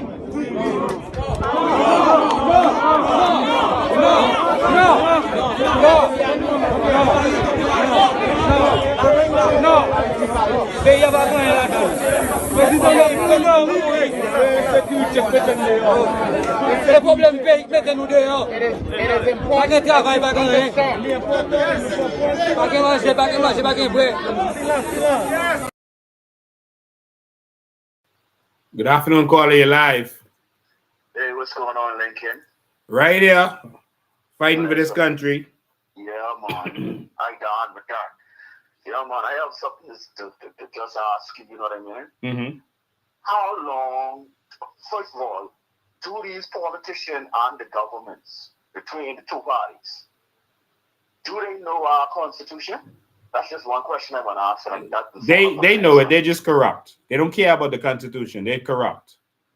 So let me ask you a question. Let's just say you running right now, right? And things go awry because they basically leading on, let's just say, the influx. I can call it like it. It's the Haitian votes. Yes. Because I go on and there to register. But I believe it or not, anybody can say what they want. Say, I walk out. And I asked the woman, listen what I asked the woman who's registering now. I asked the woman, I say, miss, these people come here to vote. She said, yeah, they got rights. I asked her what rights they have. She gone stunned. She said, let me call somebody else, you know? So she bring forward somebody else. And I asked the woman again. I say, do these people have, you know, rights to vote? The woman registered and they're telling me she don't know. She said she thinks so. I said, but she said, but they come in here with their passport and things. Now let me ask you a question. You just run through some of their lines to the Constitution, right? Yeah. To their Constitution. Mm-hmm. And there's a particular line where they say they cannot renounce, right? I just ask it. No, they can renounce. They just have to go back to Haiti, the Department of Justice, to renounce. No, Lincoln, they changed that. Check that out. They changed that. See, because when I say I'm listening to you, you need to sit down and knock on that blackmail calling. They changed. I forget. He was telling. He's breaking it down. They cannot renounce. Their citizenship law. Hold on. Their citizenship law is not in their constitution. Their constitution says that their citizenship will be determined by law, which means that there's an act that deals with it. And if you go to the act, all right, if you go to the actual act and you look at it, it says that they can renounce, but they have to come to Haiti to do it. All right, I'm telling you what I know. Now, what they're saying is that where it said in the previous constitution that they could renounce, that was abrogated. But yes, that was abrogated. But there is an actual law that actually states how they can renounce. Now, the problem is, it's the same thing, just different working, right? Same answer. Now, listen. Oh, let me just explain it probably because people listening.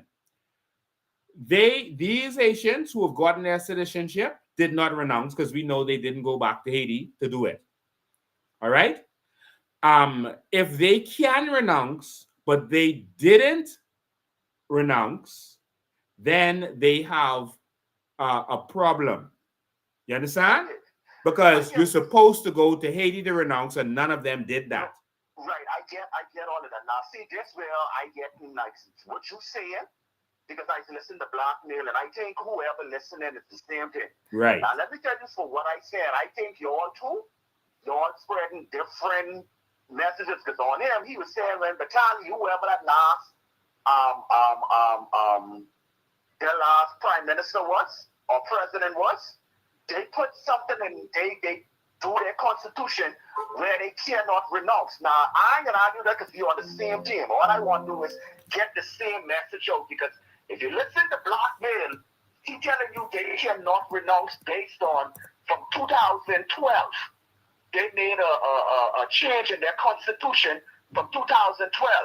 When I come to you, you saying they could renounce. You see the difference in the messaging? Remember now, we on the same team. All I want to do is get that message right, because right now as it stands, that's just how I feel. Because if they cannot renounce and they voting, that meaning you, Mr. who's sitting on that side, who got my full attention, you can challenge that based on if they cannot renounce. But now when I listen to you now, you saying, yeah, they could renounce, but you saying they didn't renounce because they didn't went back to the country. When I listen to blackmail, he said from 2012, he need to call in so you all can get on the same page. All I want is the one message line to get on, because I down with you funny. But I can't hear this man saying, okay, they can't renounce, and then this man saying, okay, yeah, they could renounce. I don't know if you catch what I'm saying. I remember this ain't no short to you. We on the same team. You feel what I said? But if you're on the same team, I want to come with the same message, because when I go, I walk out the registered office, because the only behemoth who was in there was me. And guess what? And I take a hair count. It was 10 to my 1. Mm-hmm. So you looking at it from an angle where you're just preaching, saying, hey, behemoths, get out there, go register. I follow your words.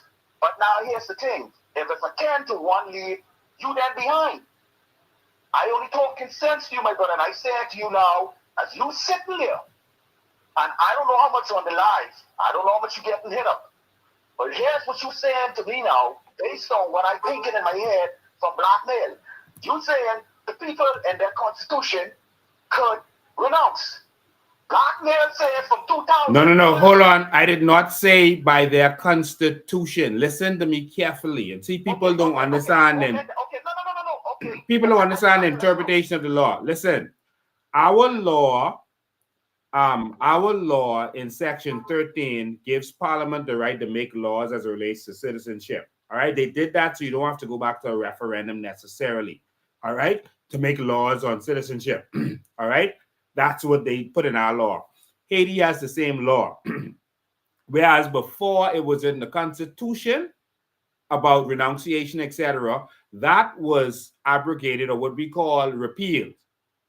But it says the Constitution gives says that they will be able to make laws. That means like acts, etc., that actually state how citizenship works.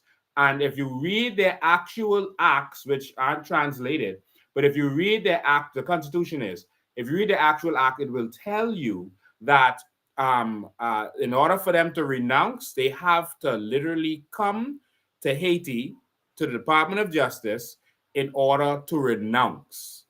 That's what it says. Nothing in their Constitution says that they cannot renounce. I'm looking at the Constitution, and nothing in the Constitution says that. Okay, like I say, I still down with you. This ain't no argument. This just a little disagreement. But No, that is not a disagreement. It still has the same effect. If we are right, it has the same effect. Listen to what I'm saying. If they cannot renounce, all right, and you have to renounce to get citizenship in the Bahamas, then you're blocked.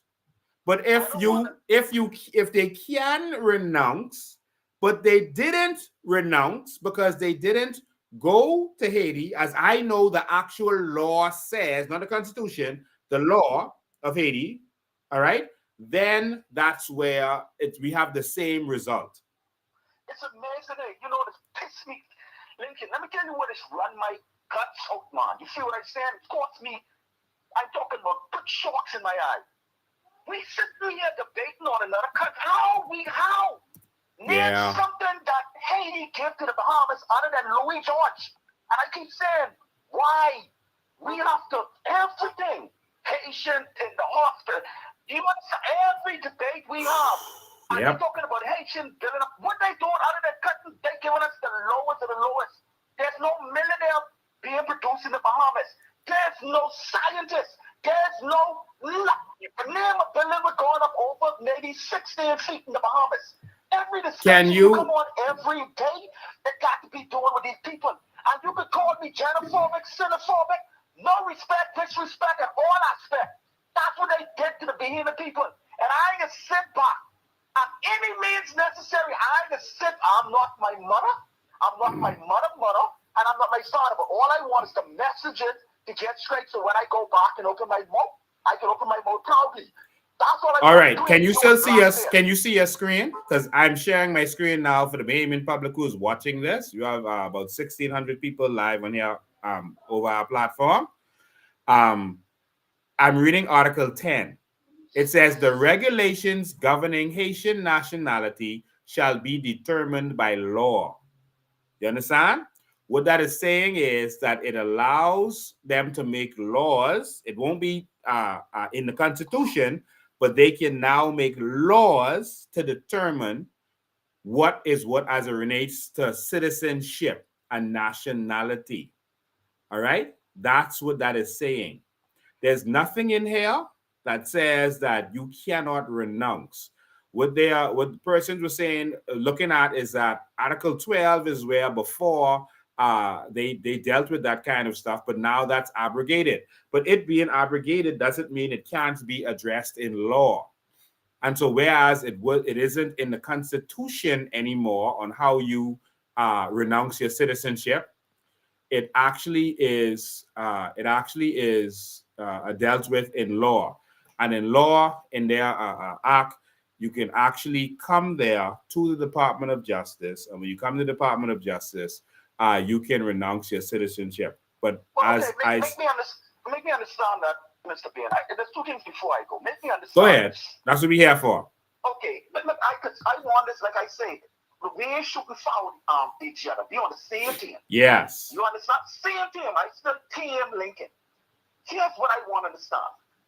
Okay, we have the Haitian embassy, right? Yes. Okay, but in Haiti, they do not have a parliament. There's no leadership in Haiti right now, right? Mm-hmm. Yeah. We still getting renunciation letter for Haitians, right? Yes, right? They have to present that. Hey, hold the line, caller. Hold the line. Go ahead. Continue. I was just answering that call. So they get their renunciation letter to get to our immigration and stuff like that. How that happening if they don't have no type of leadership in Haiti? So that's a crime. They are breaking. If they get a renunciation letter from their embassy, it's not valid because their law says that they may get renunciation letters from the Department of Justice in Haiti. That's what I'm saying. But it being issued, right? It being issued by their what you call it, their embassy. So if you don't have no government running your country, how's that happening? Mr. Big, make me understand that. And it's the last thing I can say. If we accept the letters, we accepting corruption, we accepting a lie, and we accepting replacement. The last thing that I say is replacement. Always have empathy for that side, right? You in the class, my children. You are born in me or birth me and stuff like that, and if your population is just say 300,000, and you telling me you got 300,000 people with a line waiting for citizenship, the bell got to go off and stuff and keep it. Believe me, you don't know me. But the day I keep them, I stay in Lincoln, I can spread it out wherever I go. I get 25 line up, ready to go down. But awesome. Like I say, I refuse to go into walk into any place where I hear in South I say, I don't understand that. Yeah. My mother, I have no interest in Haiti, never been to Haiti, I don't want to Haiti. I need you on that, brother. Okay. Thank you, man. We go straight to the next line, and I'll address that some more. Good day, caller. Hello, Lincoln. How you doing? Hello, Bahamas. What's clear here is that the government of Bahamas is involved in creating two nations within one country. That's it. The PLP is doing this for their own political reasons. And what they did this past weekend by creating this team, this so-called Haitian Bahamian team, is they put us against one another in front of the world. And what the Bahamian people are saying is that we will not accept two nations within one country. Mm-hmm. The nation is the nation of Bahamians in the Bahamas, and that's what we want, but they're not listening. They're only focused on their political agenda, and we're saying, and they're not listening to the people, so we've got to continue to shout from the hilltops that no, we do not want two nations in one nation, in one country. Yeah. That's my 2 cents on that. Thank you, man. And this is why we fight. All right. And this is why we're going to continue to fight. Because if we don't, we're gonna lose the little that we have. Yeah, thank you for breaking that down and exposing the fact that this was a deliberate, orchestrated plan from the get-go. Yeah. And they are not fooling anybody. Yeah. Yeah. Thank you so much. All right. Thank you too, man. All right. So I'm just going to show you some little quick information that I got up here. And just so you understand, I support the efforts of blackmail and everything that he is doing. I don't think that anything that I'm saying takes away from what he is doing.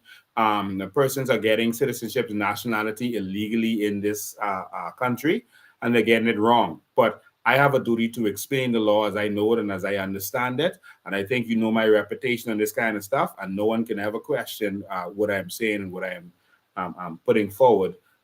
Because I normally deal with documentation when I do it and the proper interpretation of it, and I break it down so that persons can understand. All right. There let me show you something. So when I heard persons talking about Haitians can't renounce anymore, is because they're saying that the section in the Constitution where they could renounce was repealed. That doesn't mean they can't renounce, because it can be in the law to allow them to renounce. But the law states how they must renounce. All right. But there's nothing in that Haitian Constitution that says they cannot renounce their citizenship. All right. Nothing in there says that. And so let me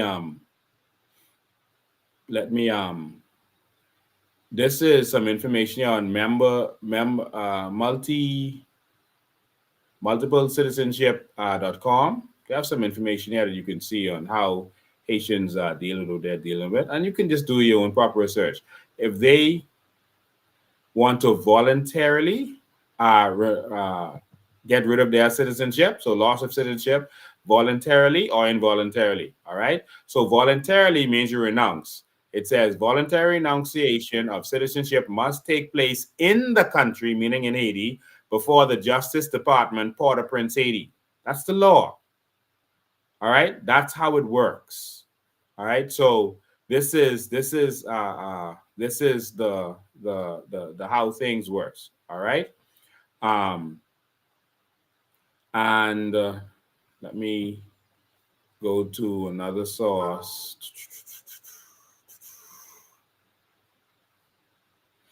All right, there's another source here, which actually says me do this. Voluntary withdrawing citizenship must take place before the Justice Department in Haiti. It is not possible to reclaim citizen loss involuntarily. All right, so this is how it works. So in any event, all right. Someone says we must be on the same page. Listen, we are. Oh, sorry, I'm still sharing my screen. We are more than on the same page. The page is this. There are persons who are getting citizenship who are not entitled to citizenship. I don't think anyone is on a different page from that. But one person is saying that they cannot. Hold on, no, this was someone texting at me. Simone, what is this? Simone or Simon? I can't see it too well. So sorry, Lincoln Bain, but Blackmore did not state that citizens cannot renounce their citizenship. He said it must be done in Haiti. He also stated that this was made law in 2012. Okay, awesome. So that's the same exact thing that I'm saying. All right. So just to be clear on that, because that's the person was saying that Blackmail was saying. I don't get to watch every show. I don't get to keep up with all that stuff. I'm busy fighting for the Bain people. I'm out there literally on the field doing work every day. So I don't get to watch every show that they have out there. I don't. In fact, I watch very few of them. So, it appears that we are on the same page, because he's saying that Blackmail is saying that they have to go to Haiti renounce. And that's what I've been saying since I've been talking about this. All right. And so they have to go to Haiti to renounce. And as far as I can see, they're not going to Haiti to renounce. And so that is clear as day. So when push comes to shove, if it is investigated and shown that you did not go to Haiti to renounce, then your citizenship is illegal. Clear? I think we're on the same page with that. All right. And so what must happen is we must get rid of the PLP and FNM, because unless we do, we're going to continue with the same nonsense over and over and over. Someone says it has more millionaires per head than Latin America or the Caribbean nation, an estimated 10,000 nations out a population of 6 million live. I couldn't see the rest of that. All right, let me take another call. I know we're over the time now. Good evening, you're live. Good evening, you're live. Good evening, Mr. Bain. How you doing? Awesome, man. How you doing? All right.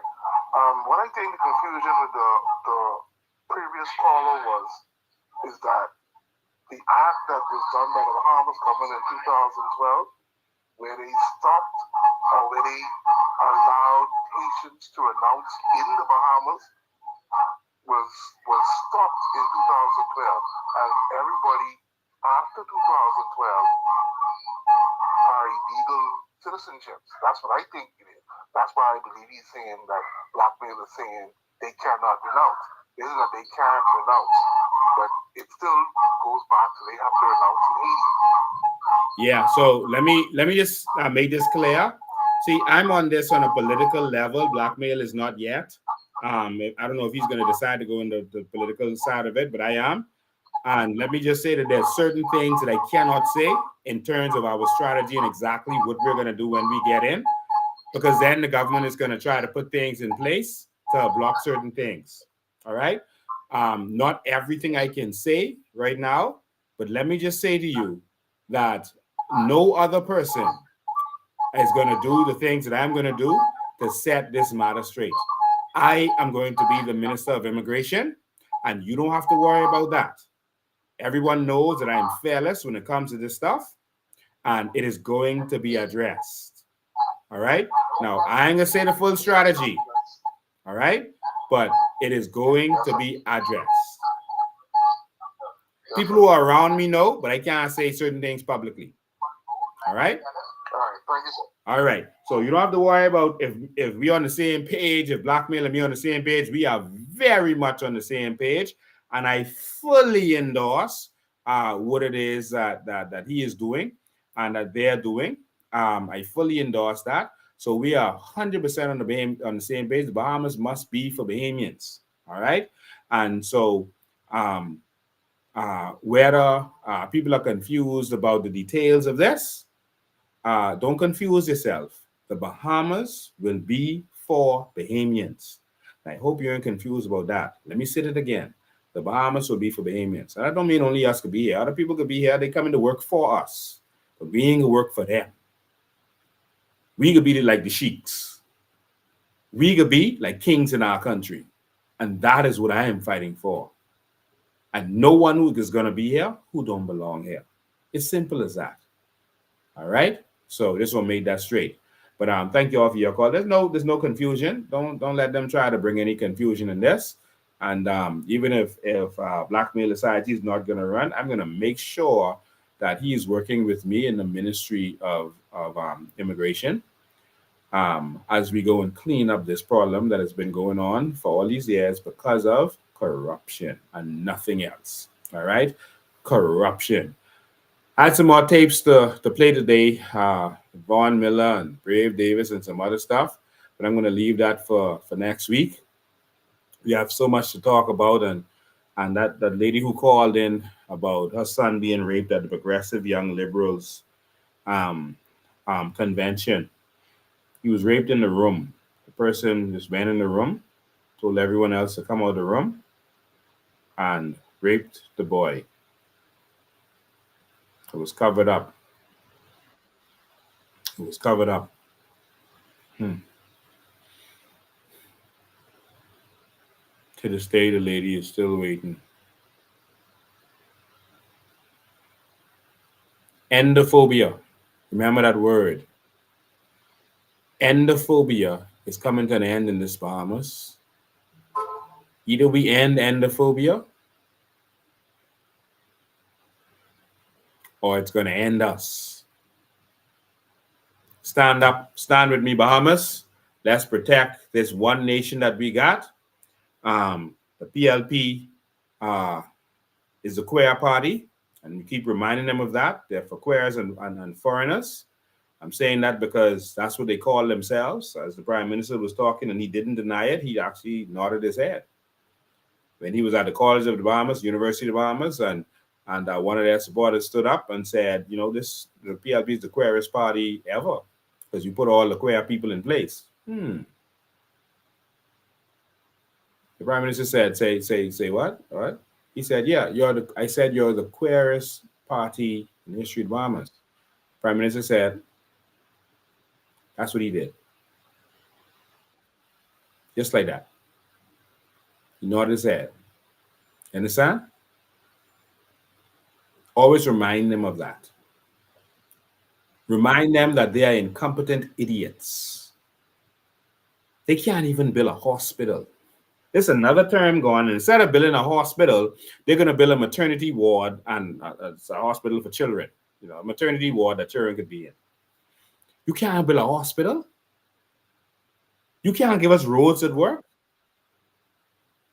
You can't get us ambulances. The ambulances parked by Sandlands. Why? You can't give us nothing that works. Nothing.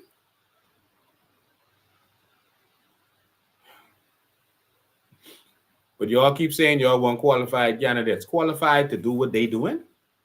Nothing. These guys are just imbeciles. They are corrupt imbeciles. Y'all can't get us solar power, free solar power in all these years. Y'all can't get into the cruise ship industry. Let me take this last call. Good evening, you're live. How you doing, my brother? Oh, I'm doing well. Darren Lewis Stubbs here. My brother. And just like the brother said, I'm with Team Lincoln. I'm with Team Lincoln, and I'm not changing that.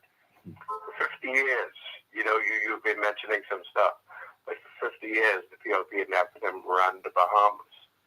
We live in a hurricane zone, yet not one hurricane shelter have been built in our Bahamas. They say if a hurricane comes, go to a church or go to a schoolhouse. So now you're in the schoolhouse. There's a category 4 on the outside. You want to go to the bathroom. So where do you go? Up in the corner in a slop bucket. Wow. Not one hurricane shelter. Wow. You mean to tell me we have 25 primary schools in Nassau, 8 junior high schools and 8 senior high schools, and not one of them have cafeteria feeding our children. Wow. Free breakfast and free lunch hotel buffet style. We have all of these hotels and offshore banks and insurance companies in the country, all these investors in the countries, and no one of them negotiated that if, in order for them to renew their license, that they build cafeterias in our schools to feed our children. You mean to tell me our children have to get on public buses in the morning with total strangers? That our schools don't have their own school bus system where we should be able to pick up where they should be able to pick up our kids and take our kids directly to school or bring them back to an area where the parents could pick them up. You mean to tell me that senior citizens who have paid their debt to society in this country are being flat taxed for food and medication and their adult diapers? You mean to tell me that the Bahamian people are just as foolish that we like the yellow and the red so much that it's okay? I'll tell you this, and I've said it before. 13 votes came out of our house for the PLP. Wow. The PLP cannot get our votes again. Our votes from the Stubbs family is going to Lincoln being the coalition of independence. We've had enough. They only use us to knock on doors, and they campaign for them over and over and over. Promises, promises, promises. We run off to college and universities and stuff like that. They promised my dad, who was a stalwart counselor, that they would assist him. My dad said if it wasn't for him and my mom and my aunts and uncles and grandparents when they was alive to help contribute, we wouldn't have get where we got. You know what I mean? Yeah. And you know what I remember Charlotte saying at a rally in 8 Mile Rock at the by-election, that most Bahamians achieve and get crown land when they are buried in it. Both administrations have failed the Bahamian people. And we, the Bahamian people, we had enough. They keep on saying, oh, the third parties ain't going nowhere. But listen, the COI is not a third party. The COI is the movement of the Bahamian people who had enough. We want better for ourselves, and we want to save our bloodline. This is our land. This is our people. This is our family. This is our home. This is our Bahamas. Darren Stubbs, there's someone sent me a screenshot by you. You made a statement on a post, I don't know where it is, said, I just spoke to Steve McKinney, Mr. President. He is tuning in. He says Haitians can't renounce. Yes, I did. I spoke with Steve McKinney directly just a few minutes ago. Right. Before I called him. And he said that because I asked Blackmail or Sidney Walter Thompson tune in. And I know that you're not wrong. You are stating and showing what our law says. I believe that you're showing what our law says. And I believe I'm also showing you Haiti's law. Pardon me? I'm showing Haiti's law. Haiti's law, but we also understand that in 2012, that the renunciation have been canceled for all Haitian. It wasn't canceled. This is what I'm saying. Persons are misunderstanding the law. Article 12 of their constitution was abrogated. It being abrogated doesn't mean that's the part of the law that dealt with renunciation. That was abrogated, means that was renounced. But it is addressed in the law itself. You understand? Not in the Constitution, but in the law. The Constitution of the Bahamas doesn't say that you can't murder. The law, that's the law. That's not in the Constitution. You understand? The Constitution doesn't address every little item that is in the law.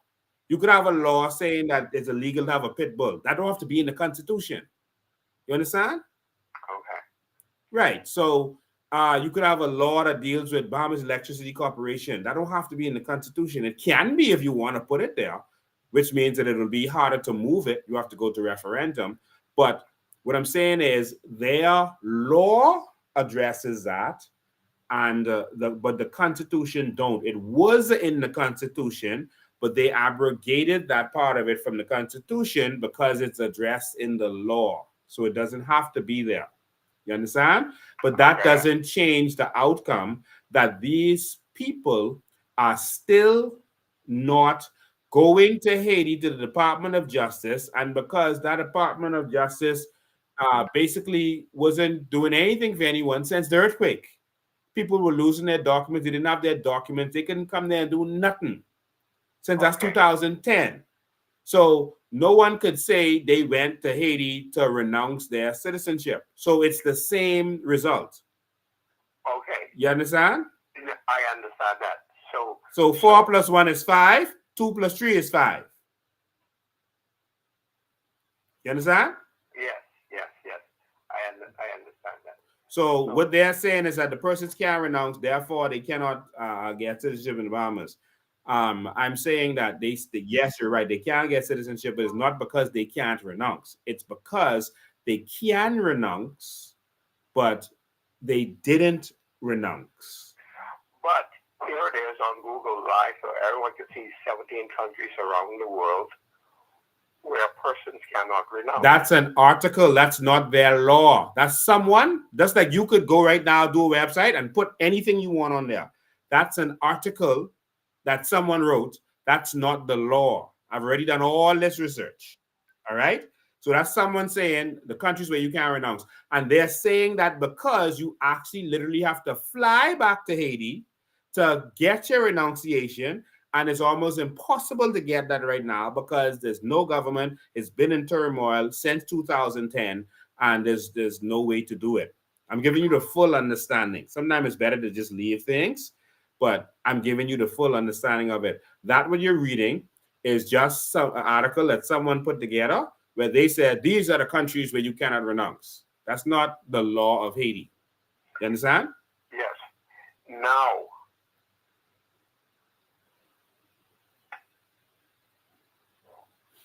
but again, what I'm saying is it doesn't matter one way or the next. You understand? One, the COI is coming to power if the people want us to, and all this problem is going to be solved. It's just simple as that. So what are the benefits?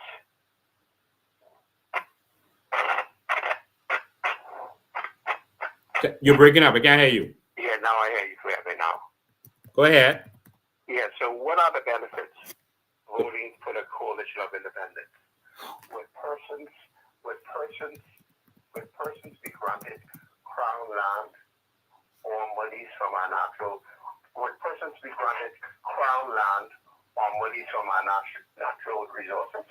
Man, I think everyone in the Bahamas know what the advantage of voting the COI is. Yes, Bahamians will be issued crown land like they're doing in the Middle East and other countries. Bahamians will benefit directly from their natural resources. Directly, they will get royalty checks from their natural resources. I see persons are saying that from the carbon credits, you could have gotten $55,000 each from the $11 billion that they've collected. And people are saying that that's the person contradicting us because we were saying $100,000. No, that's not them contradicting us. That $100,000 comes from a variety of different areas, including the carbon credits, including our natural resources, which includes our aragonite salt, the limestone, and other natural resources. And so they are clearly talking about the carbon credits part of it. That's what you could have gotten if you divided that $11 billion by the amount of adult Bahamians that we have in the country. All right, so they're saying 55,000.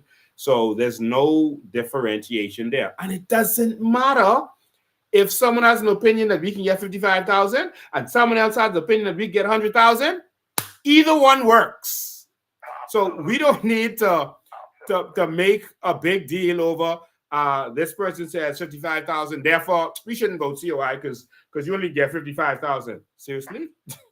Like seriously? Like how does that even become a conversational piece? Yeah, because at this time, all you're getting is taxes. That's all we get. By the end of this, you're gonna be paying $55,000 a year in taxes, and many people do. You're absolutely right, Mr. President. Other person get an opportunity to call in, but I just thank you for taking my call. Thanks, man. I appreciate it. All right.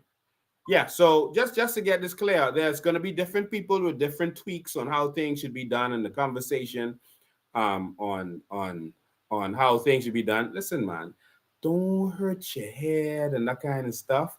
All we know is that this country isn't working the way it is. This is not working. You understand?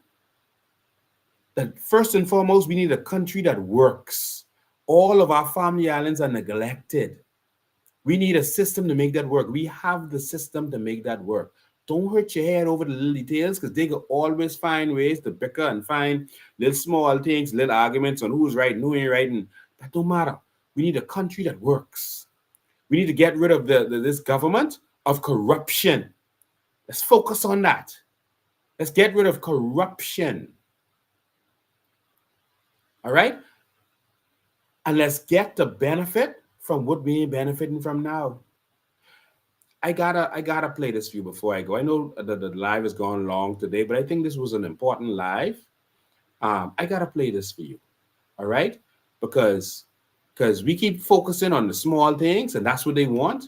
We keep focusing on what ain't important. What is important is, under the COI, no one coming to this country illegally. No one is gonna be here illegally. All right? There's no leadership in this country that is able to deal with that right now. Not one person is going to be here illegal. Let me take this call. Another caller calling in. You're live. Good evening, Mr. President. How are you, sir? I am awesome, man. How you doing? Wonderful, man. Wonderful. I have a question and a comment. Go ahead. Shouldn't there be in any country, including the Bahamas, certain laws that states how many immigrants comes into your country to reside in your country to keep the level or the citizenship of your country preserved for Bahamians? Or, for example, you have, say, 80% of the country is illegal migrant, which we call mass migration, coming into the country, and only 20% of the country is Bahamian, native Bahamians. What then happens to that country? And I heard you resorted to it earlier when the Prime Minister of our former Prime Minister, the late Lyndon O'Pinlan, said that each citizen should own land because land represents citizenship. Yes. So can you imagine 80% of our population being migrants coming into this country owning land? Then the 80% actually owns the country. Rather than the 20%, the 20% then becomes the minority, which would be behavior. Again, this is a great point, and that's why one of the things that America did back in the day was they started issuing land to their settlers, especially in the West, to make sure that they were owning the land. Canada did the same thing, especially in the West, to make sure the Americans didn't come over and encroach on their area. They made sure that their citizens owned the land. But let me deal with the immigration part of it. In many of the Middle Eastern countries where the people benefit from their natural resources, like Dubai, Qatar, these places, they are 20-80, like you're talking about. They're 20%, and some places even less are their citizens, and you have 80% foreigners coming in to work for them or more. All right? It doesn't hurt them. You know why? Because you cannot come as a foreigner and get their citizenship. It is impossible. You can become a resident eventually. You can have a work permit for as long as you want and work there, but you will never be a citizen with a right to vote and influence their elections. They are empowering their own people, so their people have the money to do the business and own the businesses, etc. They even have a law in place that their people must own 51% of any business, and they give their citizens land. Once you become 18 and you're going to get married, etc., they give you land. I've played the video over and over, like with Dubai, but other places do it too. They give you land and they give you the money to build a house. You know why? Because they are making sure they empower their people. And they bring the foreigners in to work for them. When you go to Dubai, you're going to see that their people sit around dreaming of the next business they're going to get into. All right? And the foreigners, including Bahamians, come there to work for them. That is what we are going to have, a country where the foreigners come and work for us. They didn't train us like that. We have to rewire Bahamian thinking because they've wired us to be the labor. They wired us to be the labor, and then they took away that by bringing in foreigners to replace us as labor. Now our children are being discouraged from being here by being told you're overqualified, and our children are being kicked out of the country, and we are being replaced in our nation. This is where the problem comes in. When the COI takes over, no foreigner will be possible for them to become a citizen of the Bahamas. Impossible. We will put that in the new constitution. And I said new, because the old constitution is going to go absolutely in the garbage. That's for the shredder. And that only makes good sense because we are already overpopulated and overrun by foreigners. And we cannot afford to carry that type of load. Yeah. Like you said, Dubai put measures in place to protect its citizens, but our government hasn't put any measure in place to protect its citizens. Yes. For example, Abaco right now is basically run by Haitians over Bahamians. Yeah. And then I heard Exoma is following suit, where they are also being overrun. Someone just called me from Exoma the other day, said that Exoma is also now being overrun, where Haitians are taking the forefront over Bahamians. Yes. That should never be in the country. You see, we are selling out our birthright. You know, in America, a lot of the Native Americans, they talk about how the Europeans came and overthrew them and took them over, etc., Native Americans. But in some instances, the Native Americans sold their land to the Europeans. They just didn't see the value in it. There was so much land, and they didn't have the concept that you could own land because they, far as they were concerned, you can't pick up land and carry it with you. And so them selling a piece of land was in their mind like selling a piece of the sky or selling the moon. And so when the foreigner came and said, let me buy this land from you, they said, oh, you won't buy that? Okay, yeah, I give you as much as you want. As far as you could see. Yeah, give me a couple $. And they sold states, all right, in some instances. for dirt cheap. The same thing happened when the Jews started going back, the Israelis started going in the Palestinian area.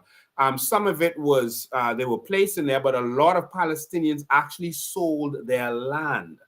All right. I know this for a fact. I went in there and I spoke to Palestinians. I got the real history of what was going on. All right. I went down there for the purpose of opening a shoe business with someone.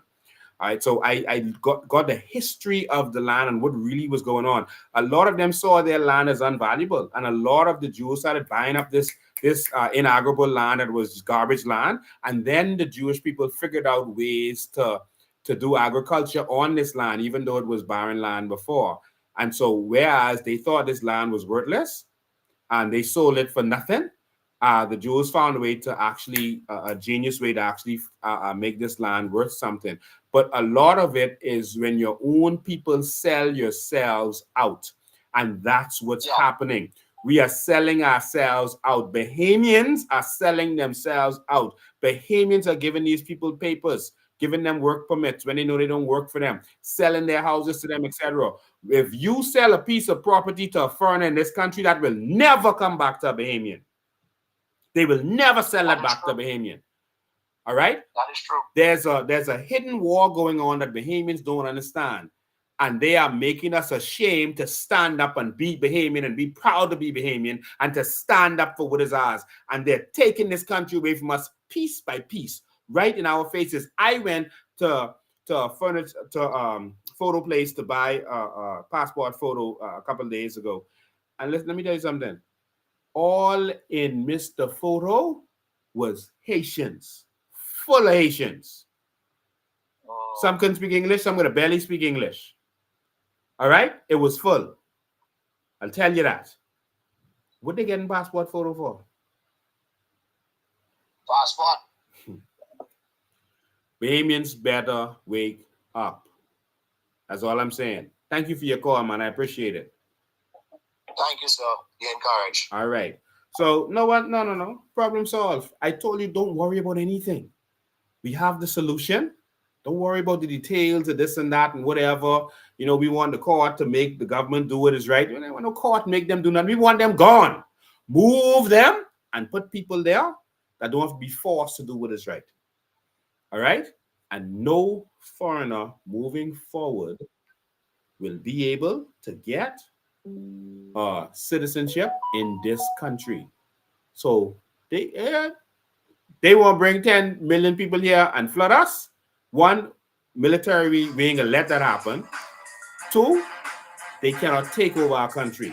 Right now, the problem is we don't have anything in our law to protect us from a Haitian coming here and becoming, or a Chinese or a Cuban and becoming prime minister. Let me take this call. Good evening, you're live.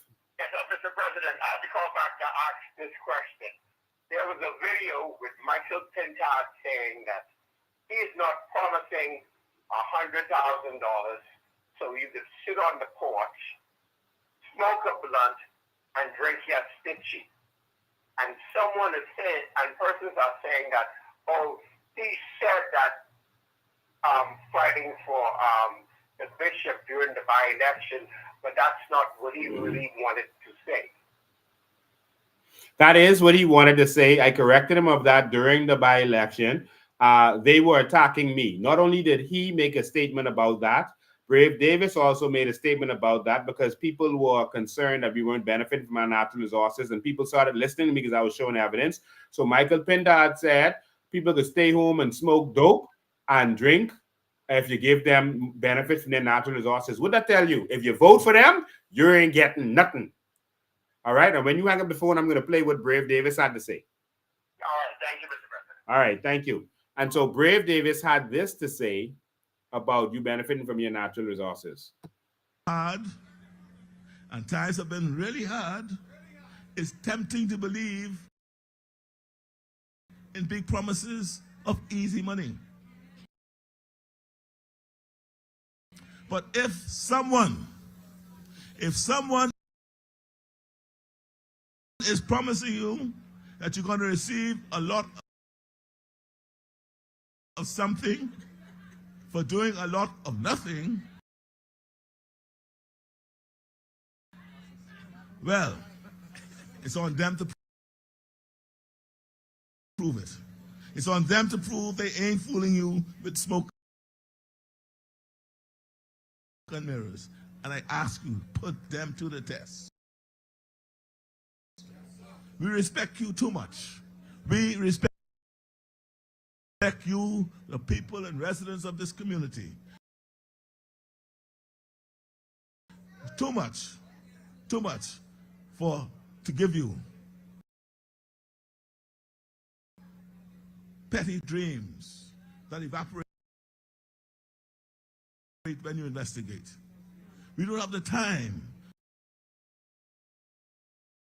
for false promises or false prophets. We are going to build this country with Bahamian ingenuity, with hard work, with new opportunities,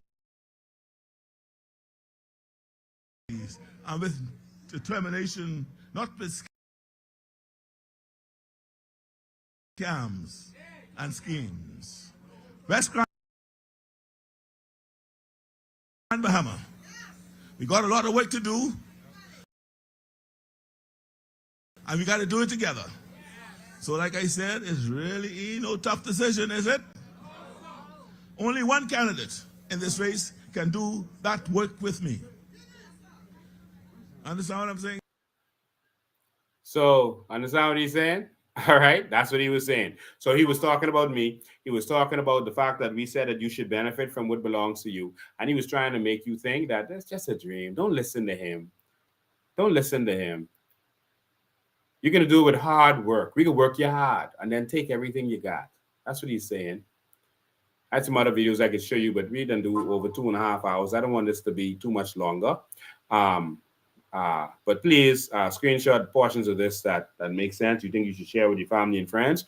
This movement is happening not because of anything that I am doing and saying. It's happening because this is a movement of God and because of what you are doing on the ground. It's because you are taking the information. If you have friends and family members that don't understand something, let them tune in every Sunday at 5 o'clock. That's why I do this every Sunday at 5 o'clock. If you have a family member who said Lincoln is lying, don't believe him, tell them to call in. Tell them call Lincoln and put him on blast. Put him on blast right there and then. All right? And tell him put me on the spot because they don't believe what I'm saying is possible. Tell them make Lincoln prove what he's saying. And notice we always bring proof of everything that we say. All right? And that's what we're going to continue to do. And so it's going to happen from you dealing with your family and friends. Nothing we do is going to make this happen. Some people say, yo, go and have events in each one of in the inner city, in the inner city, go in the parks. Not because you have someone in the park and people coming out. All right. Once they see it's political, some people may feel like, boy, I'm trying to get this job from the MP. I don't want them to see me out there.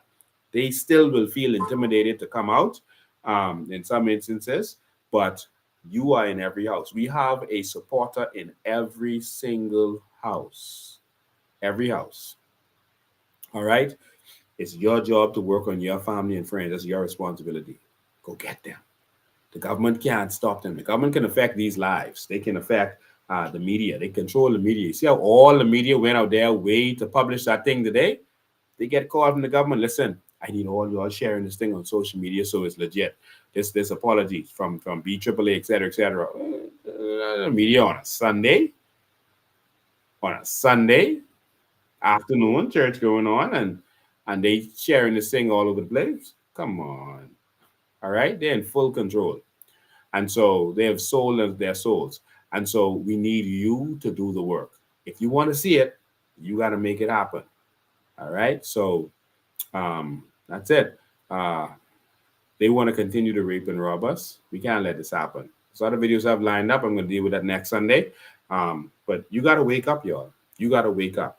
I'm going to leave you with a couple of videos in any event. I'm going to leave you with a video from Brave Davis's spokesman and what he has to say. This is his very own spokesman. And then I'm going to show you what these countries like Dubai, etc., have been doing. Ladies and gentlemen, I love you. You are why I fight. This is our one country. We ain't letting nobody take this over. Stand with me. We got this one last election to make this happen. And we're gonna, when the law of man fails you, then maybe you have to go to the law of the jungle, figure out what that means. But we can't let our country be taken over because of corrupt politicians. If we have to stand up and fight, because Bahamians are foolish enough to let these fellas keep raping and robbing them. Look at what happened in West Grand Bahama and Bimini. They did nothing for those people. Nothing. Nothing they promised, they did. You see? Nothing. Ladies and gentlemen, we love you. We'll keep fighting for you. See you next time. Welcome back. If you're just joining us, breaking news, you are rich. That's the headline. You, if you are Bahamian, you are rich. And the other headline is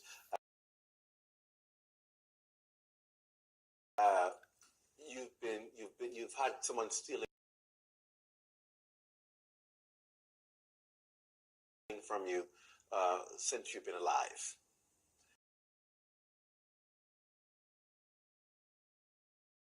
You've had somebody stealing your wealth, stealing your country's resources, and trying to steal your future. The good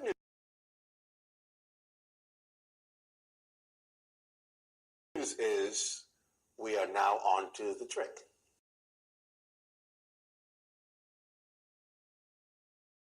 And so our job is to make sure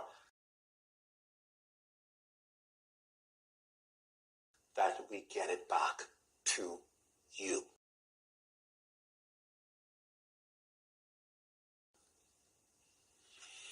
That's what tonight is about.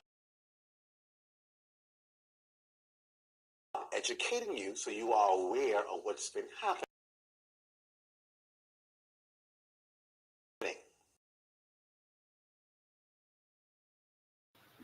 I'm sorry, ladies and gentlemen, these videos are being ambushed. We'll get them out to you next week. But of course, you have to make a choice. Are you going to believe the people who have been lying to you for all these years, telling you that there's no natural resources, and then telling you it ain't worth nothing, telling you the carbon credits isn't real, is a scam, is a sham, is nothing. Don't listen to Lincoln Bain. Or are you going to believe the person who is giving you the information, the person who is educating you on a daily basis, the person who is out there not just educating you, but out there fighting for you, standing up for you? I've been kicked, dragged, and stumped for my country, for my nation. I've sacrificed everything, given up my freedom, my health.